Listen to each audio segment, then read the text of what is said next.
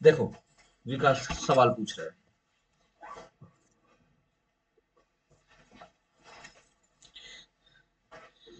क्योंकि इंट्रोडक्शन में हमने एक पॉइंट किया था, क्या ऑर्डर ऑन लिमिटेशन, क्या इसकी अपील जा सकती, क्या ये अपीलेबल है? ठीक है जी, बहुत सीधा सिंपल सा क्वेश्चन था। अब अपील का राइट लिमिटेशन एक्ट देता है, सीपीसी देती है। सीपीसी में कहीं पर ऑर्डर 43 और ये जो अपने अपील के जो प्रोविजन है,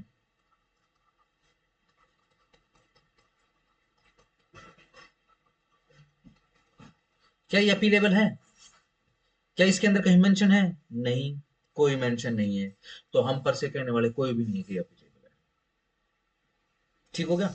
चलो जी, फिर सवाल ये बनता है, लेट से कोर्ट जो है वो लिमिटेशन के ग्राउंड पे ऑर्डर 7 रूल 11 के अंदर रिजेक्ट कर देती है। ये रिजेक्शन जो है वो सेक्शन 2 के हिसाब से डीम्ड डिक्री है। अगर वो डिक्री बन गई तो इसका मतलब भाई अपीलेबल है। स्पेसिफिक वो जो 96, 97, 98 के अंदर वो स्पेसिफिक जो ग्राउंड उनको छोड़ के अपीलेबल हो गई डिक्री। चलो जी, आगे आ जाओ। अब अगर आप लिमिटेशन के ग्राउंड के ऊपर अपील डाल रहे हो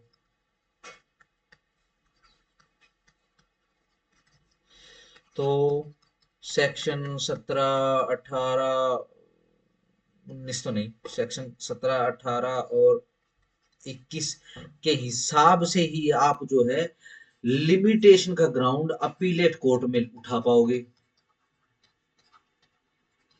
कंडीशन क्या है, अगर आपने लोअर कोर्ट में लिमिटेशन के ग्राउंड पे ऑब्जेक्शन लिया है तो आप जो है अपीलेट कोर्ट में अपील के अंदर ये इसका पॉइंट रेज कर पाओगे।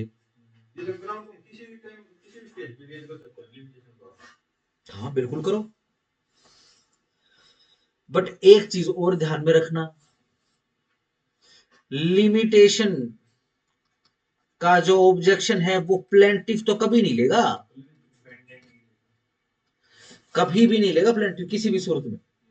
मूर्ख छोड़ना है, ठीक है ना? यानी कि अगर आप 17, 18 और 21 अदरवाइज भी अप्लाई करोगे तो नहीं होगा, क्योंकि यहां पर ऑब्जेक्शन लेने की बात है। यहां पर किसकी बात कर रहे हैं? डिफेंडेंट की बात कर रहे हैं, डिफेंडेंट जो अपीलेंट बन गया।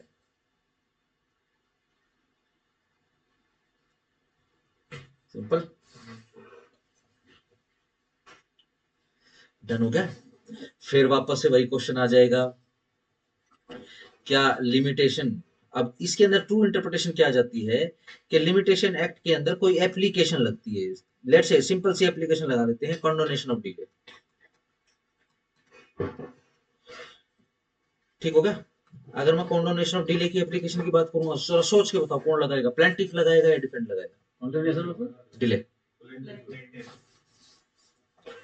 माफ कर दो, कंडोनेशन मतलब माफी, ये जो डिले हो गया ना, लेट हो गया जी, माफ कर दो। ठीक है, किसी भी सूरत में डिफेंडर लगा सकता है, सोचो। ठीक हो गया? यस। अब ये जो एप्लीकेशन है ना, इस एप्लीकेशन के ऊपर जो ऑर्डर आएगा, स्पेसिफिक ऑर्डर बोल रहे हैं, डिक्री ना करे। ठीक है ना? इसके ऊपर जो ऑर्डर आएगा ना, इसके ऊपर सवाल पूछ रहे हैं कि भैया अपीलेबल है क्या? Simple no.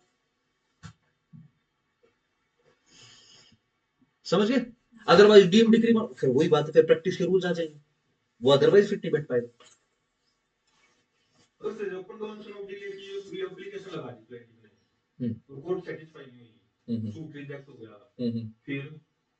मत डालो, अपील तो जाएगी नहीं, रिवीजन डालो। देखो वो तो सूट डिसाइड हो रहा है, कंडोनेशन ऑफ एप्लीकेशन की जो एप्लीकेशन वो तो पहले आएगी।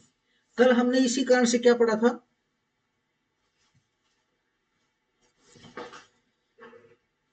सूट फाइल कब मानेंगे? Suit file sir proper officer के पास पहुंच जाएगी सर। ठीक हो गया ना। प्रॉपर ऑफिसर के पास क्या पहुंच रही है, सूट पहुंच रहा है, प्लेंट पहुंच रही है। लेट्स से प्लेंट ना पहुंच के सीधा सिंपल एप्लीकेशन पहुंच रही है।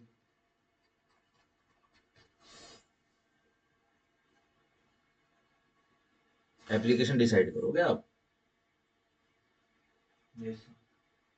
लेट्स से जब only application he, let's say आप लोग जजेस हो, आपके सामने प्लेंट नहीं रखी, आपके सामने सिर्फ एक एप्लीकेशन रखी है कंडोनेशन ऑफ डिले की, बताओ इसमें डिक्री दोगे?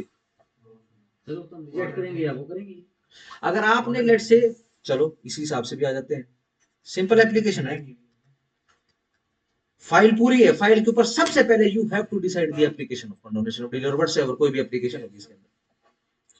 देखो सीधी सिंपल सी बात है, या तो आप उसको अलाउ करोगे या फिर आप उसको रिजेक्ट कर दोगे। यस सर, दो ही चीज होगी। तीसरी चीज तो कोई नहीं होगी क्योंकि लेट्स से आपने उसको रिजेक्ट कर दिया, सवाल ये है रिजेक्शन का, ठीक है ना। अगर आपने रिजेक्ट कर दिया तो क्या आप प्लेंट को हाथ लगाओगे? सिंपल सिंपल, आपने सिंपल एप्लीकेशन को एडमिट ही नहीं किया, एप्लीकेशन को अलाउड ही नहीं किया, रिजेक्ट हो गई है, ठीक है जी। Suit file, no no suit file. Pauper वाली पे आ जाओ, पोपर की एप्लीकेशन क्या है, लीव टू एज ए पोपर जो है एप्लीकेशन लगा दी उसने, ये सेक्शन 14 की लगती है, ठीक हो गया। एप्लीकेशन लगा दी, आपने एप्लीकेशन उठा के रिजेक्ट कर दी, क्या आपके पास डीम डिक्री देने के लिए, क्या आप पहले इस एप्लीकेशन को रिजेक्ट करोगे फिर चलते चलते अरे मैं रुको, मैं लगे हाथ ऑर्डर 7 रूल 11 में भी प्लेंट भी रिजेक्ट करता हूं, ऐसे थोड़ा होगा। अगर आपने एप्लीकेशन रिजेक्ट कर दिया तो इसका मतलब क्या है, वो सूट एडमिट ही नहीं हुआ है। प्लेंट भी रिजेक्ट ही होगी नहीं, एक किस्म से नहीं, अब सूट एडमिट ही नहीं हुआ है। एडमिट ही नहीं हुआ। अगर एडमिट होगा तो रिजेक्शन की बात है, बिना मेरिट के रिजेक्ट एप्लीकेशन तो कोई बात नहीं, नहीं सर, एप्लीकेशन के रिजेक्शन के बहुत सारी कोई बात नहीं, कोई बात नहीं, लेट्स से होगी हाइपोथेटिकल कर देते हैं, अपील नहीं जाएगी, रिवीजन जाएगा।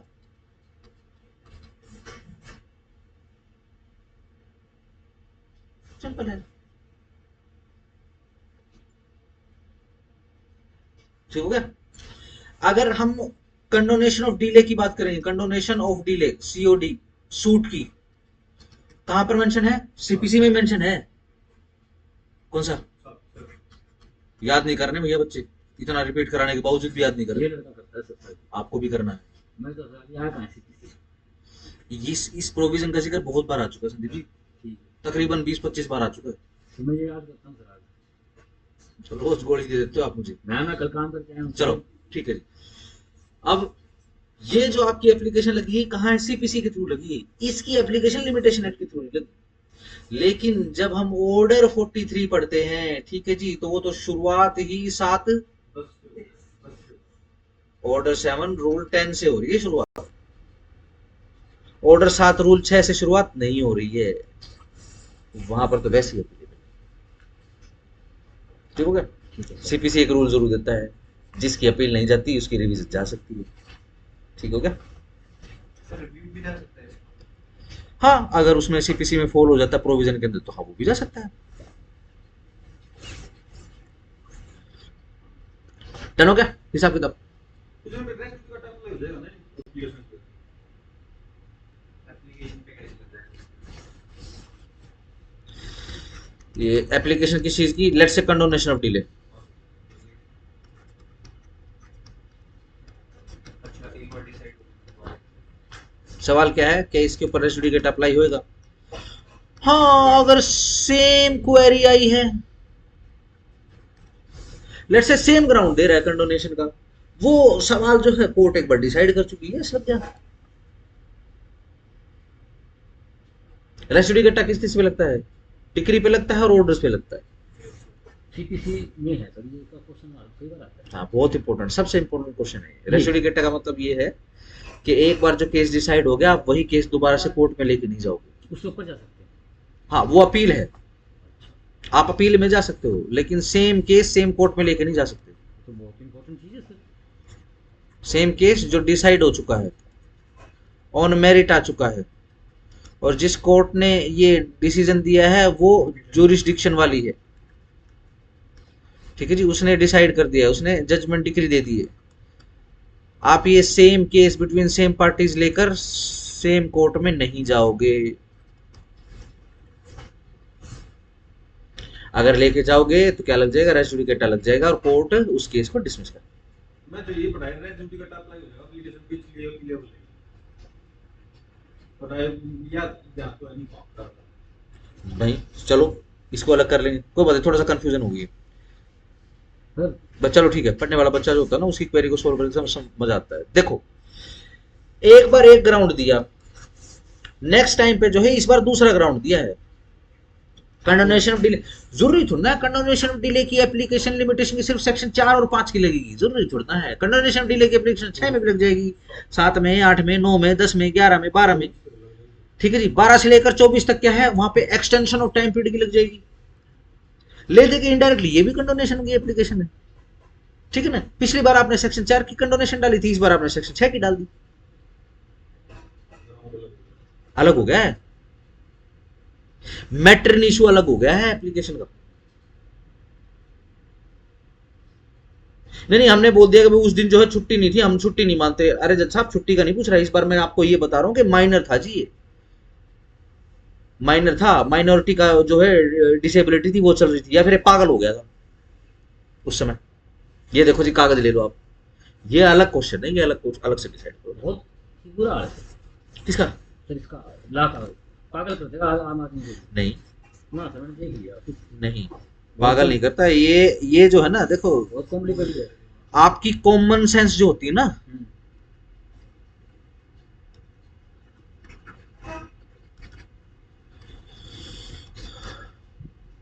उसको स्क्रैच करता है बहुत जोर से।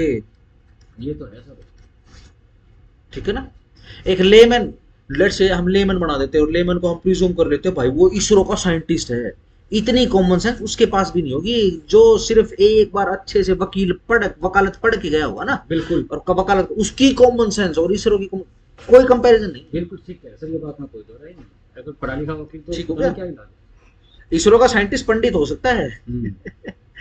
ठीक है ना, ठीक हो गया ना, लेकिन वह व्यवहारिकता का ज्ञान नहीं है। सर एक क्वेश्चन था, हाँ जी, ऐसी कल बात चल पड़ी, जो हम अपने बड़े बुजुर्गों की सेवा नहीं करते, मेरे माँ बाप की, दादा दादी की, इसका हाँ वो ठीक है, इससे रिलेटेड है तो पूछना था दीजिए। इंटर कॉन्ट्रैक्ट एक्ट से है। हाँ तो सर इंटर कॉन्ट्रैक्ट एक्ट में है ना, अगर हम अपने माँ बाप की सेवा नहीं करते तो उनकी प्रॉपर्टी से हमें निकाल सकते हैं, किसमें है वो? इंटर कॉन्ट्रैक्ट एक्ट में तो पढ़ा था सर हमने। नहीं, कॉन्ट्रैक्ट का और प्रॉपर्टी का कोई लेना देना नहीं है, एंसेस्ट्रल प्रॉपर्टी का और कॉन्ट्रैक्ट का कोई लेना देना नहीं। हिंदू सक्सेशन एक्ट काम आएगा उसके लिए। हिंदू सक्सेशन एक्ट में ये लिखा है सेवा करो चाहे मत करो, प्रॉपर्टी जरूर मिल जाएगी।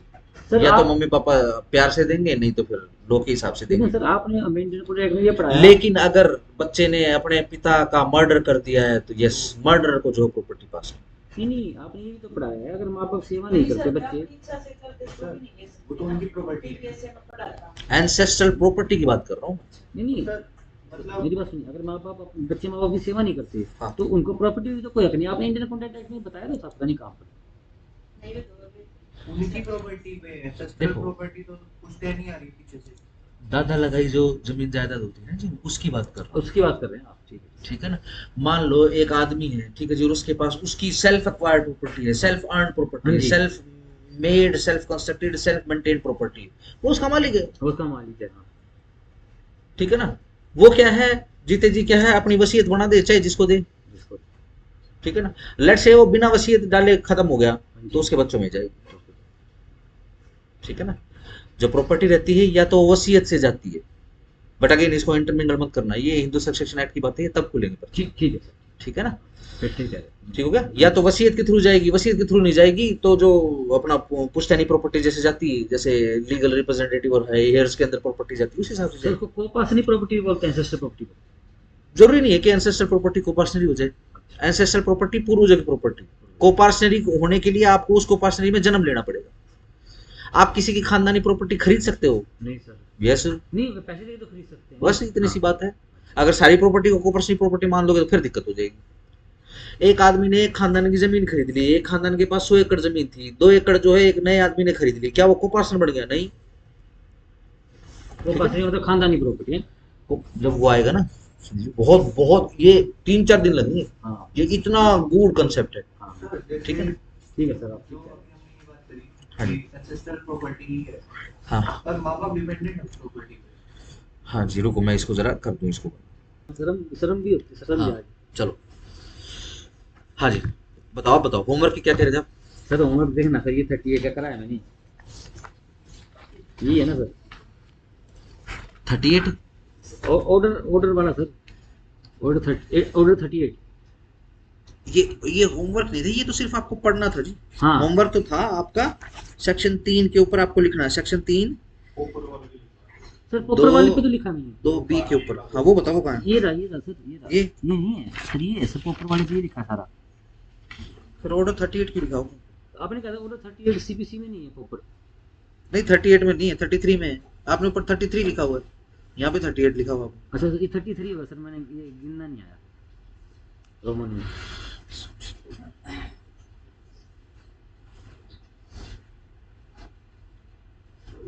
ये तो बेरेक्ट लिख दिया आपने। हाँ बेरेक्ट लिख पड़ा था सर। इसमें चेक क्या करा रहे हो आप? बेरेक्ट में क्या चेक करूंगा? नहीं मैं बेरेक्ट कह रहा हूँ, लिख मैंने देंगे। ये ऑर्डर 33 होगा ना सर, ये सही सही लिखा है ना। 33 तो है, लेकिन वही बात है, इसमें चेक क्या करूँ? ये तो बेरेक्ट लिख दिया आपने। नहीं बेरेक्ट पड़ा था क्या सर। मेरी इतनी क्षमता है कि मैं बेरेक्ट की लैंग्वेज को चैलेंज कर पाऊँ? समझ पा रहे हो? अपने आप लिखना था। अपनी लैंग्वेज में लिखते हैं ना, क्योंकि यहाँ से आवाज जाती सर ये हमारी गलाई काट के मानेंगे। है। एक काम कर, आगे जा, वो क्या किया सर? इधर बैठ, इधर बैठ। और क्या? कहाँ से ऐसी हवा आता है? ज्यादा ज्यादा ऊपर देखने से। विकी बेटा आगे जा। हैं? अरे कोई बात नहीं, इनको पता है, इनकी मजबूरी है, शोर जाता है यहाँ से। और सर्दी में तो वैसे सब कुछ शांत हो जाता है ना, तो शोर ज्यादा जाता है। गर्मियों में नहीं होगा। आ जाओ थोड़ा सा आगे आ जाओ, या फिर इस तरफ खिसक जाना। चलो जी।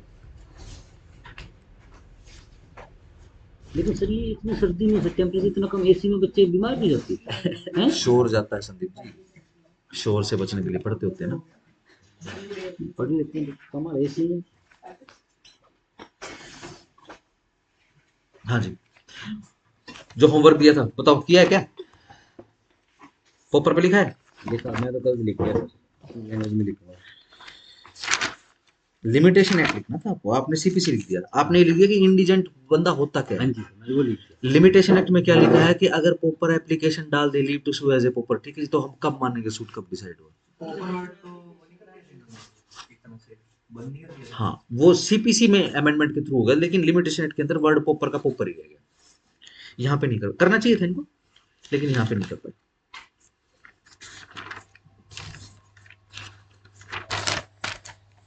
ठीक हो गया? बताओ जरा, काउंटर क्लेम पे लिख लिया? लिख लिया? काउंटर चलो क्लेम में सर आपने लिखवा दिया था। पोपर पे लिखो जरा।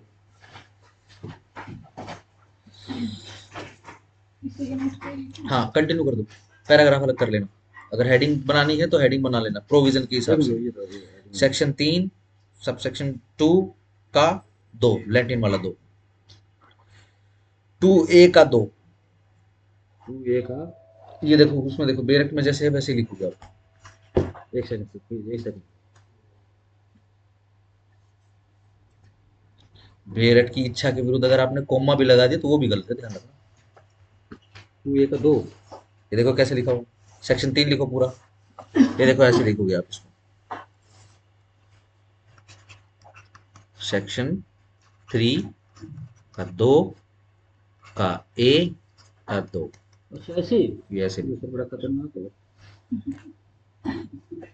सेक्शन 3 का ये 2 है, चलो। इसका ये है, इसका 2 है। सेक्शन 3 का 2। ऐसा हाल है, अगर प्रोविजन का आपने ये नंबर ठीक लिखा और आपने मेंस में लिखा है, वो चेक नहीं करेगा। अगर उसने एक बार मुंडी घुमा के बेरेक्ट में रेफर कर लिया, अच्छा ये नंबर, वो नहीं करेगा चेक, ऊपर ही हेडिंग में ही लगा देगा घोड़ा। पूरा ईगो वाला आदमी है। बिल्कुल है, ईगो नहीं है। देखो पता है क्या है, जुडिशरी की जॉब के लिए बहुत ही समझदार, मैच्योर, अंडरस्टैंडिंग, कॉमन सेंस वाला, ठीक है ना, और पब्लिक डीलिंग को कंडक्ट करने वाला पंचायती आदमी लेंगे। जो लिख ही नहीं पा रहा उसको जज बनाने का फायदा। तभी तो सर जज इतने कम कर पाते हैं सर, इतनी क्वालिटी के लिए। ऑब्वियसली ऑब्वियसली इंटरव्यू बहुत स्पेसिफिक जाता है। यूं नहीं है उठा के कुछ जैसे आईएएस में क्वेश्चन पूछो कुछ उठा के क्वेश्चन पूछ दिया, नहीं ऐसा नहीं। सर लेकिन फिर भी बहुत स्पेसिफिक और लीगल क्वेश्चन जो है लेकिन इनसे फिर पूछे भी जाते सर आईएएस की पढ़ाई ज़्यादा मुश्किल बोलते हैं सर जुडिशरी से। हैं। आई तो वो तो है ही, क्योंकि सिलेबस अनलिमिटेड है उसमें। हाँ, इसमें लिमिटेड सिलेबस है अपने जुडिशरी में। तो इंटेलिजेंट तो सर आईएएस होगा ना फिर भी। हाँ, उनको सब किसी चीज का ज्ञान होता है, ठीक है ना। एक जज को जो है पब्लिक डीलिंग का ज्ञान होता है, ठीक है जी, और लॉ का ज्ञान होता है, बस ठीक है ना। फर्क हो जाता है, ठीक है ना। आप किसी जज को किसी वो जज की ड्यूटी लगा दी, आज फील्ड में चला गया और जज के हर लोगों को थप्पड़ रसीद कर रहा है, आप किसी जज को नहीं देखोगे।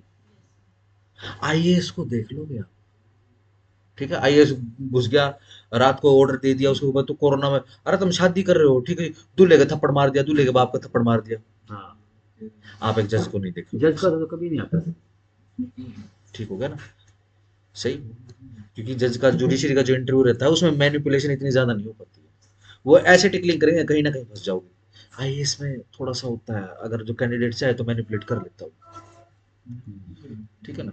और ये समझ आना, ये जो क्वेश्चन आते हैं ना कि भाई ऊट पटांग से ऐसे कोई क्वेश्चन नहीं पूछता है, ठीक है। बड़े स्मार्ट और इंटेलिजेंट जो है नोविंग क्वेश्चन आते हैं, नॉलेज से भरे हुए। ऐसा क्वेश्चन नहीं आएगा कि किश्ती के अंदर तू बैठा है, तेरी वाइफ बैठी है और माँ बैठी है, छेद हो जाए किसी तो किसको बचाएगा। ऐसे फालतू क्वेश्चन कोई नहीं पूछता। कोई बोले भी ना कि ऐसे क्वेश्चन आते हैं, ठीक है ना, उसको बोलना कि भाई अच्छा हुआ तू आईएएस नहीं पढ़ा। और क्या सर, ऐसे कौन ठीक हो गया, पूछेगा? बिल्कुल ऐसे ही। इतने पढ़े लिखे लोग ऐसे भैया क्वेश्चन पूछेंगे बताओ। ज्यादा से ज्यादा टेक्निकल क्वेश्चंस पूछ लेते हैं, ठीक है ना। भाई भाई ऑब्जर्वेशन करने के लिए कि इसकी ऑब्जर्विंग पावर कितनी है, ठीक है जी। जैसे यूं ही पूछ लेंगे जी, आप अंदर घुसे हो, आपने सबसे पहले जो है बो डाउन किया, आपने सबसे पहले किसको बो डाउन किया, आपने किसको सबसे पहले नमस्ते किया, ये पूछा जा सकता है, ठीक है जी। डन है जी। बाहर जो दरबान साहब खड़े खड़े थे, दरबान जो साहब खड़े थे, ठीक है जी, वो क्या लगता है आपको किस उम्र के थे, ठीक है ना। प्रेजेंस ऑफ माइंड चेक करने के लिए पूछ सकते हो, कितनी सीढ़ियाँ थी ये भी पूछ लेंगे, ठीक है कैसा ना, लगा ठीक है ना। बट अगेन ध्यान रखना, इतना इररिलेवेंट नहीं बोलेंगे। ये। मान ले लेट्स से कितनी सीढ़ियाँ चढ़ गया, बोल देना 200 सीढ़ियाँ चढ़ गया, नहीं 200 तो नहीं थी जी, बिल्कुल बिल्कुल 200 नहीं थी जी, बिल्कुल ठीक बात है जी आपकी। फिर आपने ऐसे जवाब क्यों दिया जी, क्या करें जी, अब जवाब तो देना है। मुझे सॉरी मांगना है अप्रोप्रिएट नहीं लगा, ठीक हो गया। चलो आगे आ जाओ, लिखो जरा। इन द केस ऑफ क्या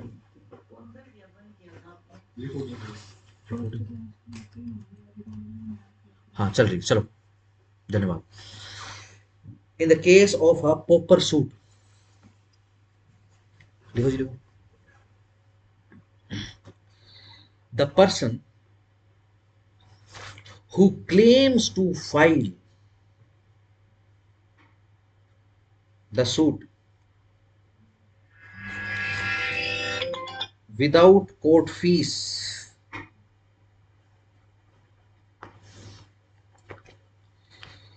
has to file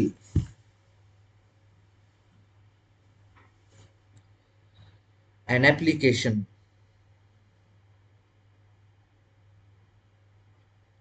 seeking permission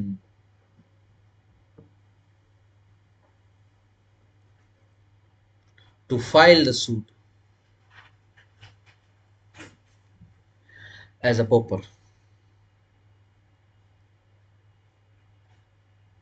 Full stop. Firstly, the court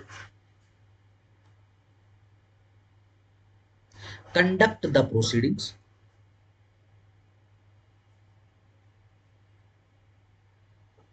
to examine whether the applicant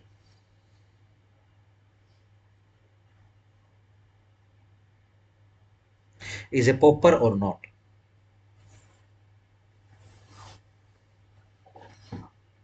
Under Order 33 CPC.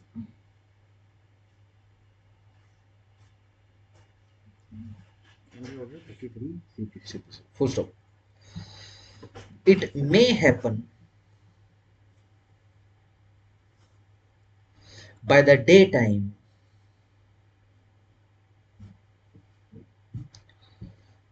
the court, time के बाद कॉमा लगा लेना, the court decides that application,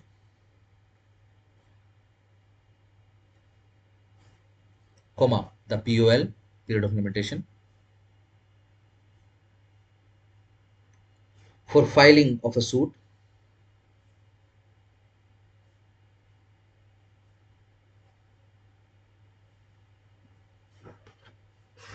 may have left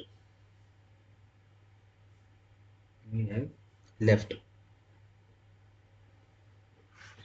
ठीक है जी, coma however, however के बाद फिर से कोमा, in such cases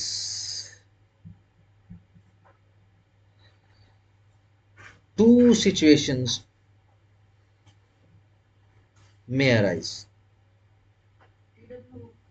हाँ जी, हाँ दो situations may arise,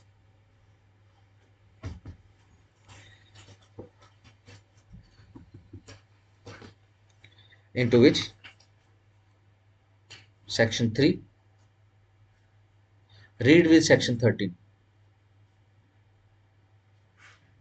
TLA 1963 respectively provides for solutions.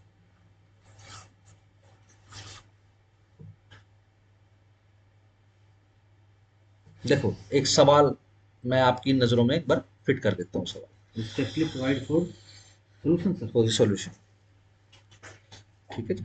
देखो हुआ क्या, एक पॉपर ने एक एप्लीकेशन फाइल कर दी है,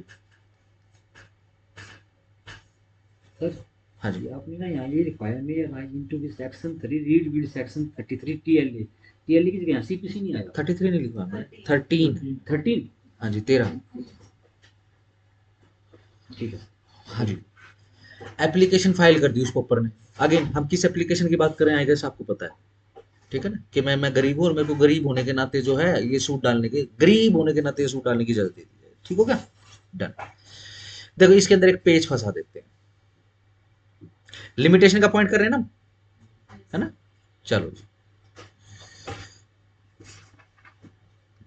ये अपना प्रोविजन जो है क्या बोलता है भाई, अगर ये अलाउ हो गई है एप्लीकेशन तो ही लिमिटेशन की बात करेंगे, अगर लेट से रिजेक्ट हो गई तो लिमिटेशन की हम बात ही नहीं करेंगे।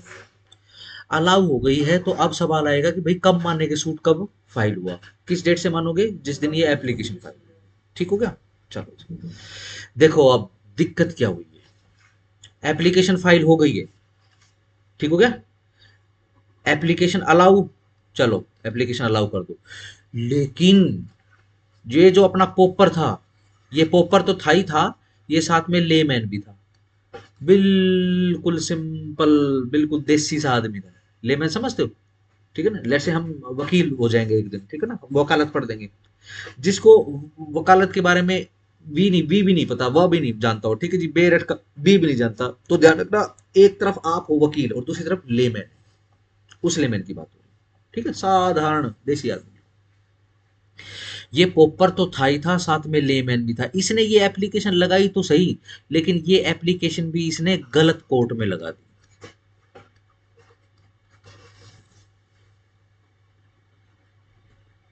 ठीक हो गया, सही, डन हो गया।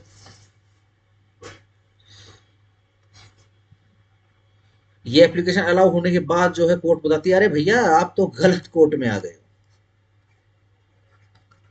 हैं? आप ऐसे करो, ऑर्डर 7 रूल 10 में, ठीक है जी, हम आपको रिटर्न कर देते हैं फाइल, दो लाइन फाइलिंग ब्रांच है अपना, ठीक हो गया, सही कोर्ट में। ऑर्डर 7 रूल 10 1 2, ऑर्डर 7 रूल 10 ए, ये कब है, अगर समन भेज दिया आपने और वो सामने बड़ा आ गया, अपील हो गया है, तब क्या करोगे आप, डेट दे देंगे, ठीक है ना, डेट की रिक्वेस्ट कर लेंगे कि आप ही डेट लगा दो और पर्पस के लिए भी लगा दो, ठीक हो गया। अगेन ऑर्डर 7 रूल 10 देख लेना जाके, यस सर, अगेन मैं आपको ये नहीं कह रहा कि आप लिख लो उसको, ठीक है ना, आपको बस एक बार पढ़ना है, ठीक है। उसमें कोई वर्ड फंस जाए आपको जिसका मीनिंग नहीं पता हो, उसका मीनिंग देख लो आप, ठीक है ना। बस रैंडम रैंडम पढ़ लो, क्योंकि मैंने मैं आपको बता दूंगा ऑर्डर 7 रूल 10 के अंदर क्या है।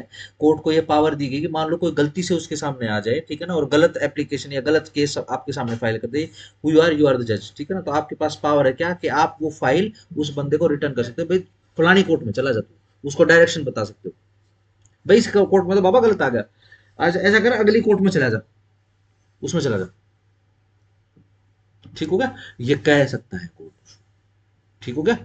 लेकिन अनफॉर्चुनेटली ये जो काम हुआ है, ठीक है ना, ये एप्लीकेशन अलाउ होने के बाद वो आप क्या करेंगे, ठीक हो गया। क्या लिमिटेशन एक्ट जब सूट गलत कोर्ट में चला जाए क्या उसके बारे में कुछ कहता है, ठीक है जी। आओ जी एक बार सेक्शन 13 खोल लो,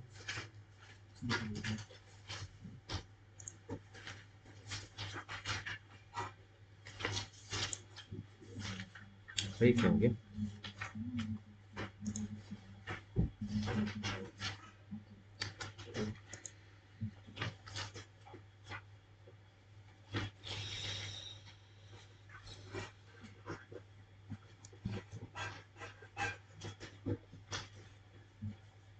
चलो जी।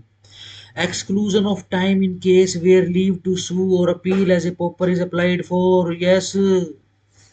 अब वो वाली सिचुएशन का क्या करोगे जब आपने कल, याद करो कल का केस, कल वाली क्लास, 1 जनवरी को आपने एप्लीकेशन लगा दी पॉपर वाली, ठीक है जी, 1 फरवरी को वो एप्लीकेशन सुनी गई, ठीक है ना, और 1 फरवरी को एप्लीकेशन सुन के क्योंकि बिजनेस ज्यादा था कोर्ट के पास, उन्होंने क्या करा भाई 1 मार्च को ऑर्डर ले जा, भाई अलाउ होगी तो अलाउ हो जाएगी, भाई रिजेक्ट हो डिसमिस होगी डिसमिस हो जाएगी, भाई फिलहाल बिजनेस ज्यादा, आज मैं ऑर्डर नहीं दे सकता तेरे को, डन हो गया, सही।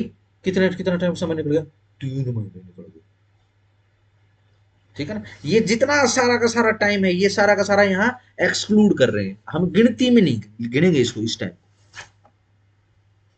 ठीक हो गया। आओ जरा 14 देख लो, exclusion of time of proceedings bona fide in the court without jurisdiction, ये भी यही कह रहा है, अगर आप कंप्यूट करोगे पीरियड ऑफ लिमिटेशन, जो जो समय प्लेंटिफ ने गलत कोर्ट में जिसके पास जुडिक्शन नहीं था उस कोर्ट में प्रोसीडिंग चलाने के लिए बोनाफाइडली गुड फेथ में, ठीक है ना, मेन पॉइंट है इसके, मैं एक बार फटाफट पढ़ देता हूँ। इन computing the period of limitation, Hindi पढ़ दू, जब हम पीरियड ऑफ लिमिटेशन गिनती करनी पड़ेगी, प्रेस्क्राइब पीरियड के अकॉर्डिंग ही जाएगा सूट जाएगा तो, ठीक है ना, प्रेस्क्राइब पीरियड कैलकुलेट करना पड़ता है, ठीक है जी। किसी भी सूट का जो भी समय जो आपने लगाया किसने, प्लेंटिफ ने, प्रोसिक्यूट करने के लिए विद ड्यू डिलीजेंस, वो ड्यू डिलीजेंसी में काम किया उसने ऐसा, ठीक है ना, समझदार बन रहा था वो, ठीक है ना। चलो जी, किसी अनदर सिविल प्रोसीडिंग्स में, ठीक है जी, whether in a court of first instance, वो कोर्ट ऑफ फर्स्ट इंस्टेंस हो चाहे वो कोर्ट ऑफ अपील हो, कोर्ट ऑफ रिवीजन हो, अगेंस्ट द डिफेंडेंट, डिफेंडेंट के अगेंस्ट में शैल बी एक्सक्लूड, उसको एक्सक्लूड कर देंगे उस टाइम उस ड्यूरेशन को, where the proceeding relates to the same matter in issue and is prosecuted in good faith, अगर ये गलत कोर्ट में जाने का काम उसने गुड फेथ में किया, इन the court which from defect of जुडिक्शन, और किस चीज का डिफेक्ट, खालिस जुरिस्डिक्शन का डिफेक्ट था, ठीक है जी, और other cause of like nature, या उससे मिलते जुलते कोई और दूसरे कोज थे, is unable to entertain it, ठीक है जी, और कोर्ट ने क्या कर दिया, उठा के उसको रिटर्न कर दिया। ये जो टाइम पीरियड इसमें इसने लगाया ना, इसको हम गिनती नहीं करेंगे, लेकिन सवाल ये बनता है कि क्या क्या सेक्शन 3 सबसेक्शन 2 का ए का 2 वहीं पे रिलीफ मिल जाएगा कि,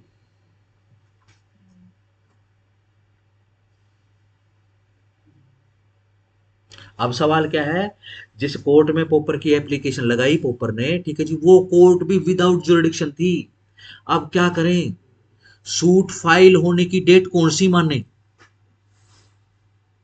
वही मान लें जिस दिन एप्लीकेशन डली, सोचो, समझ पा रहे हो, अगर आप वही बोलोगे तो फिर आप बेसिकली सेक्शन 3(2)(a)(2) के अंदर रिलीफ दे रहे हो, हमने अभी भी सेक्शन 13 और 14 पढ़े हैं, डन, वहां रिलीफ दोगे यहां रिलीफ दोगे, बस इतनी सी बात है। यहां क्या सेक्शन 3(2)(a)(2) के अंदर क्या गलत जुडिक्शन वाले कोर्ट का भी कोई जिक्र है क्या, उसका उसको उसके लिए भी रेमेडी यहीं पे अवेलेबल है, देंगे सर हम। यहाँ पे तो सिंपल हम क्या कर रहे हैं, सिंपल हम बेसिकली पॉइंट ऑफ लिमिटेशन को डिसाइड कर रहे हैं सिर्फ एक पर्टिकुलर केस के अंदर, जिसके अंदर एक पोपर एप्लीकेशन डाल देता है leave to sue as a pauper. Yes sir. अगर वो एप्लीकेशन अलाउ हो जाती है, यहाँ पर ये नहीं बोल रहे कि वो अलाउ हो जाए किसी भी कोर्ट में हो ना, ठीक है ना। अगर ये जुरिडिक्शन या गलत कोर्ट का हिसाब किताब आएगा तो फिर आपको अब अलग जाना पड़ेगा, ठीक है जी, वहां पर रिलीफ नहीं मिलेगा, ठीक है जी। कंटिन्यू करो डिक्टेशन को। क्या लिखा है? फॉर सॉल्यूशन, 2 बिंदी डैश लगा लो फॉर सॉल्यूशन पे, 2 बिंदी डैश लगाओ। सॉल्यूशंस के बाद संदीप जी देखो, ये देखो 2 बिंदी डैश, सोल्यूशन के बाद सर नीचे लिखो नंबर 1, है ना। आपने लिखा है 2 सिचुएशन अराइज हो जाएंगी, लिख लेते कौन कौन सिचुएशन अराइज होगी, लिखो। If the court has been allowed the application after hearing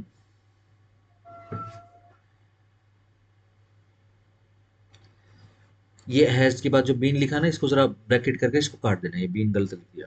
has been नहीं है। हाँ, बीन बीन नहीं है, बीन को काट लेना। हियरिंग देन, हियरिंग के बाद लिखो hearing then as per section 3 the suit will be deemed to have been instituted on the day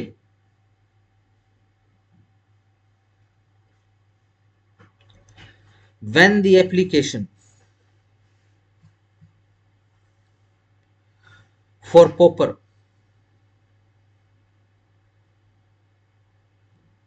was filed on the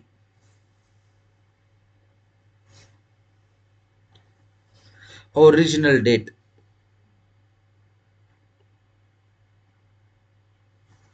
full stop. 10 के बाद फिर से comma. The lapse of limitation would not affect the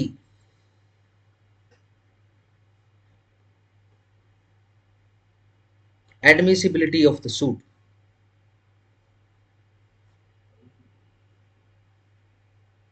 provided that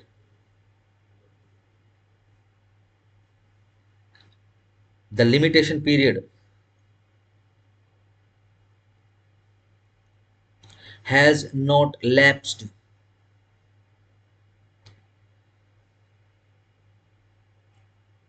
on the day when application was filed।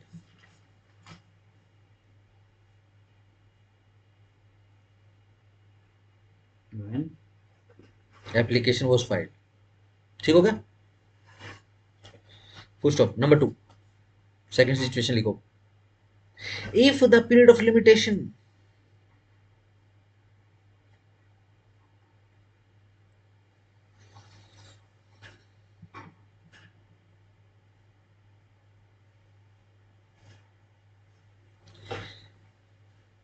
has lapsed before the application decided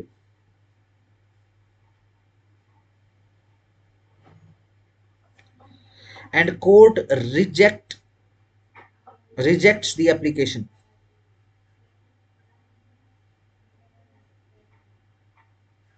then application under section 13 would apply।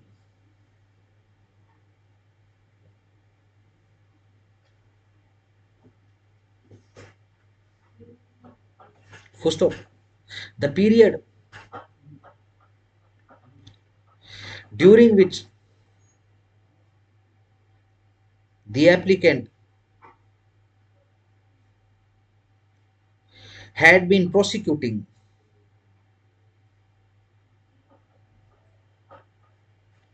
the said application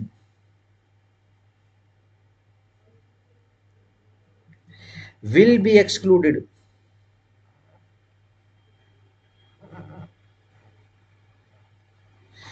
from the period of limitation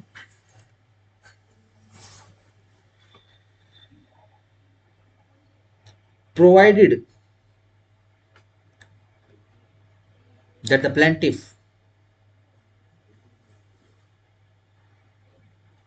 is able to prove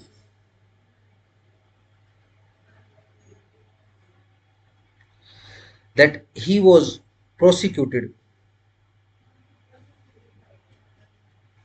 in good faith,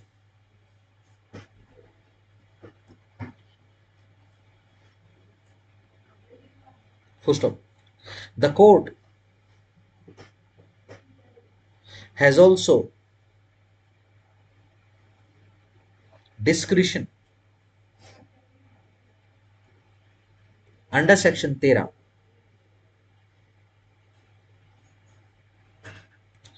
to deem the court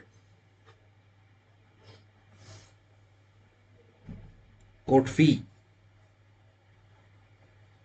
to have been filed on the original date when the application was made.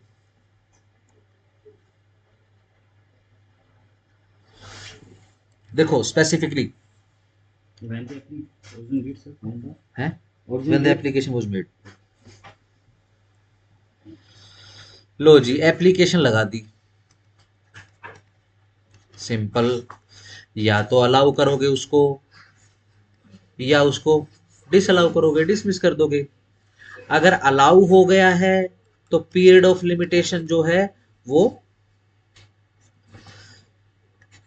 Section 3(2)(a)(2) के अंदर ही जो है period of limitation वहीं पर ही justify हो जाए, कोई issue नहीं आएगा। ठीक हो गया। लेट से एप्लीकेशन डाल दिया आपने, ठीक है जी, और एप्लीकेशन डिसाइड होने में समय लग गया, in between period of limitation खत्म हो गया। विजुलाइज कर पा रहे हो ना? ठीक है जी।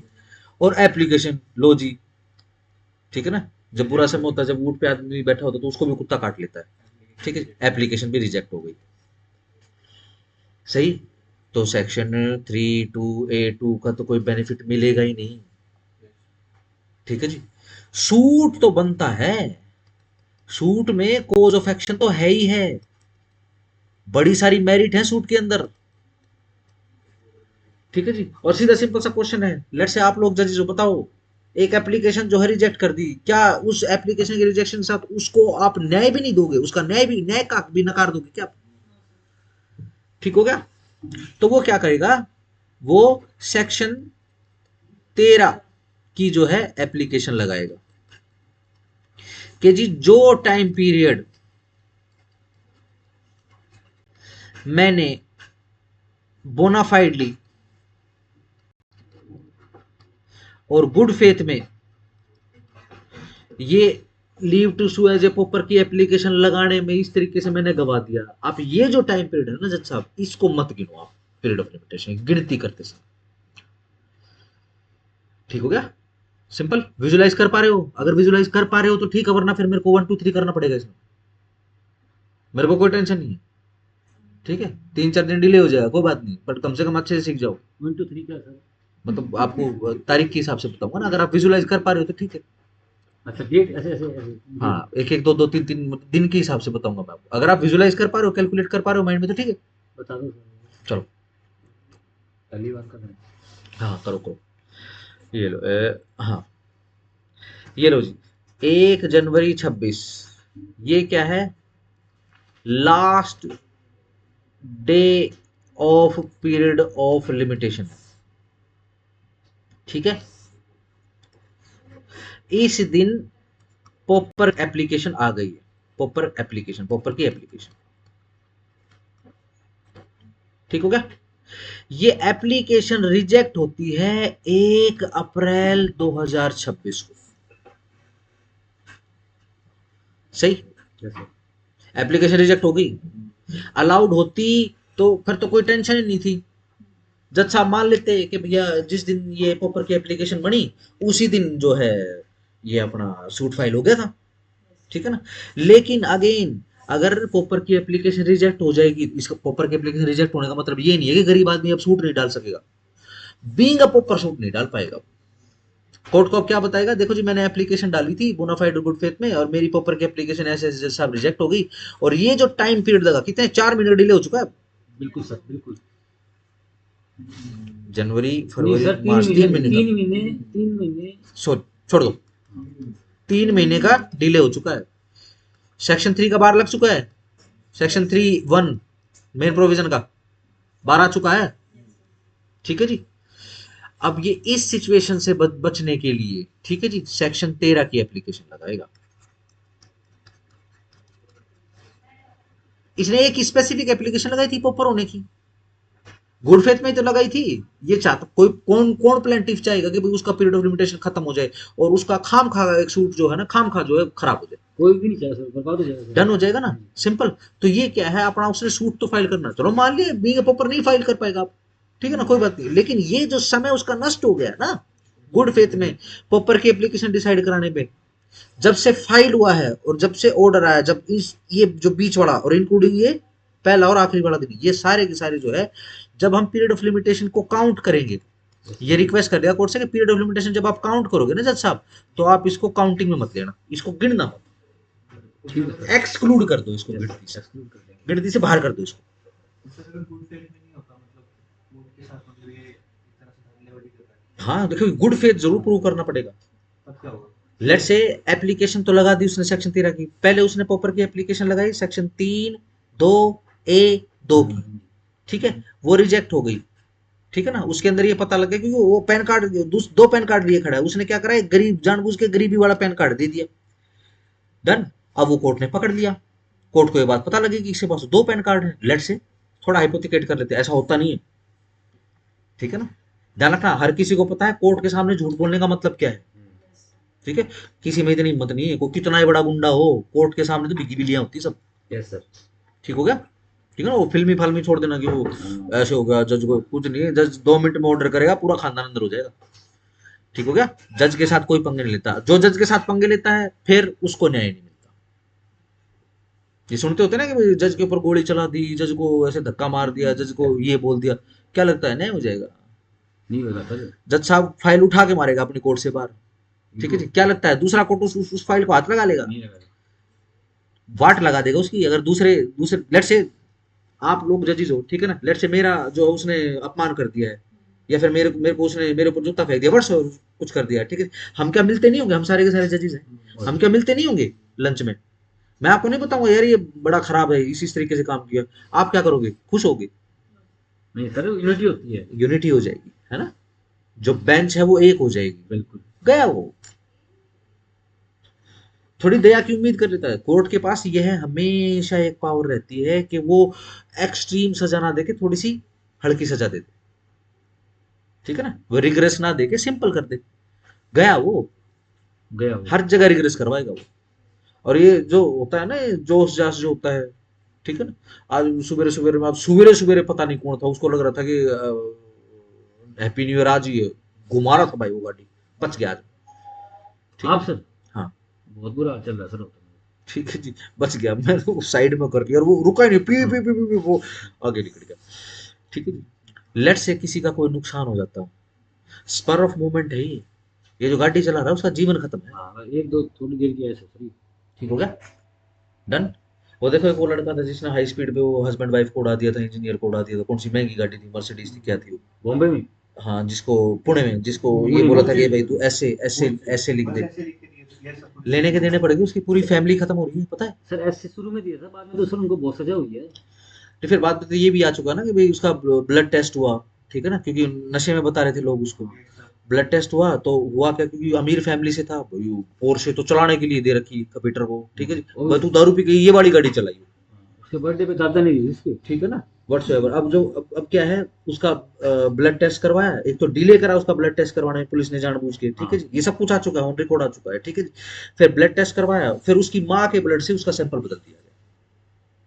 बिल्कुल। इधर से मीडिया कोर्ट के पीछे पड़ गया, जज साहब अपनी स्कूटी लेके भाग रहे हैं, ठीक है ना, ये देखो ये जज जा रहा है स्कूटी पे जा रहा है, एडीजे, ठीक है जी, पुणे का, ठीक है, कि देखो ये भाग रहे, ठीक है, अगर इनका कोई एक्सीडेंट कर देगा ऐसे ही अमीर गाड़ी वाला, तो ये कहाँ जाएंगे, इनसे न्याय क्यों मिलेगा, पूरी गाड़ी वो पीछे पड़े हुए और वो भाग रहा है, तुर्र कर रहा है, ठीक है।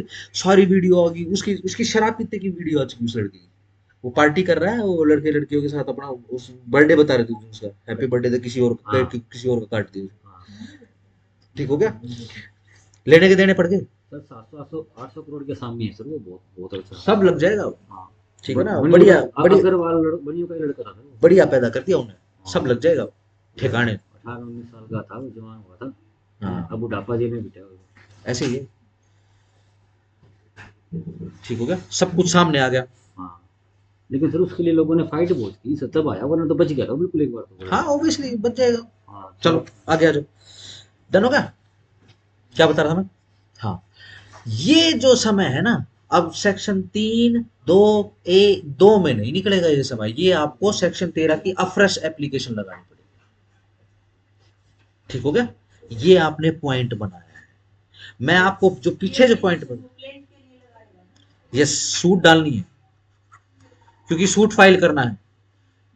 बताओ इस सिचुएशन में जिसमें एप्लीकेशन सेक्शन 3(2)(a)(2) की एप्लीकेशन अगर रिजेक्ट हो गई, ठीक है ना, और पीरियड ऑफ लिमिटेशन कब का था, लास्ट डे ये था, डन, और डिसाइड हुआ है 1 अप्रैल को, बताओ क्या टाइम बार्ड हो चुका है सूट,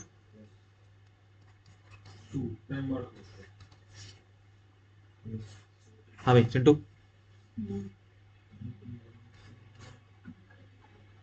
इस पर्टिकुलर सिचुएशन में उसने पेपर वाली एप्लीकेशन लगाई सेक्शन 3(2)(a)(2) की, समझ रहे हो ना प्रोविजन, ठीक है, वो रिजेक्ट होगी 3 महीने के बाद, वो रिजेक्ट होगी, ठीक है जी। अब सूट डालना है, मान लिया गरीब होने के नाते नहीं डाल सकता वो, ठीक है ना, बट नॉर्मल होने के नाते तो डाल ही सकता है, वो मना थोड़ी ना है। अब वो सूट डाल रहा है, उसने प्लेंट प्रेजेंट करनी है, बताओ टाइम बार्ड हो चुकी है, लिमिटेशन बार्ड या टाइम बार्ड हो चुकी है नहीं हो चुकी, yes no, yes yes yes, 3 yes आ चुके, यस, आपका नो, नो सदी जी,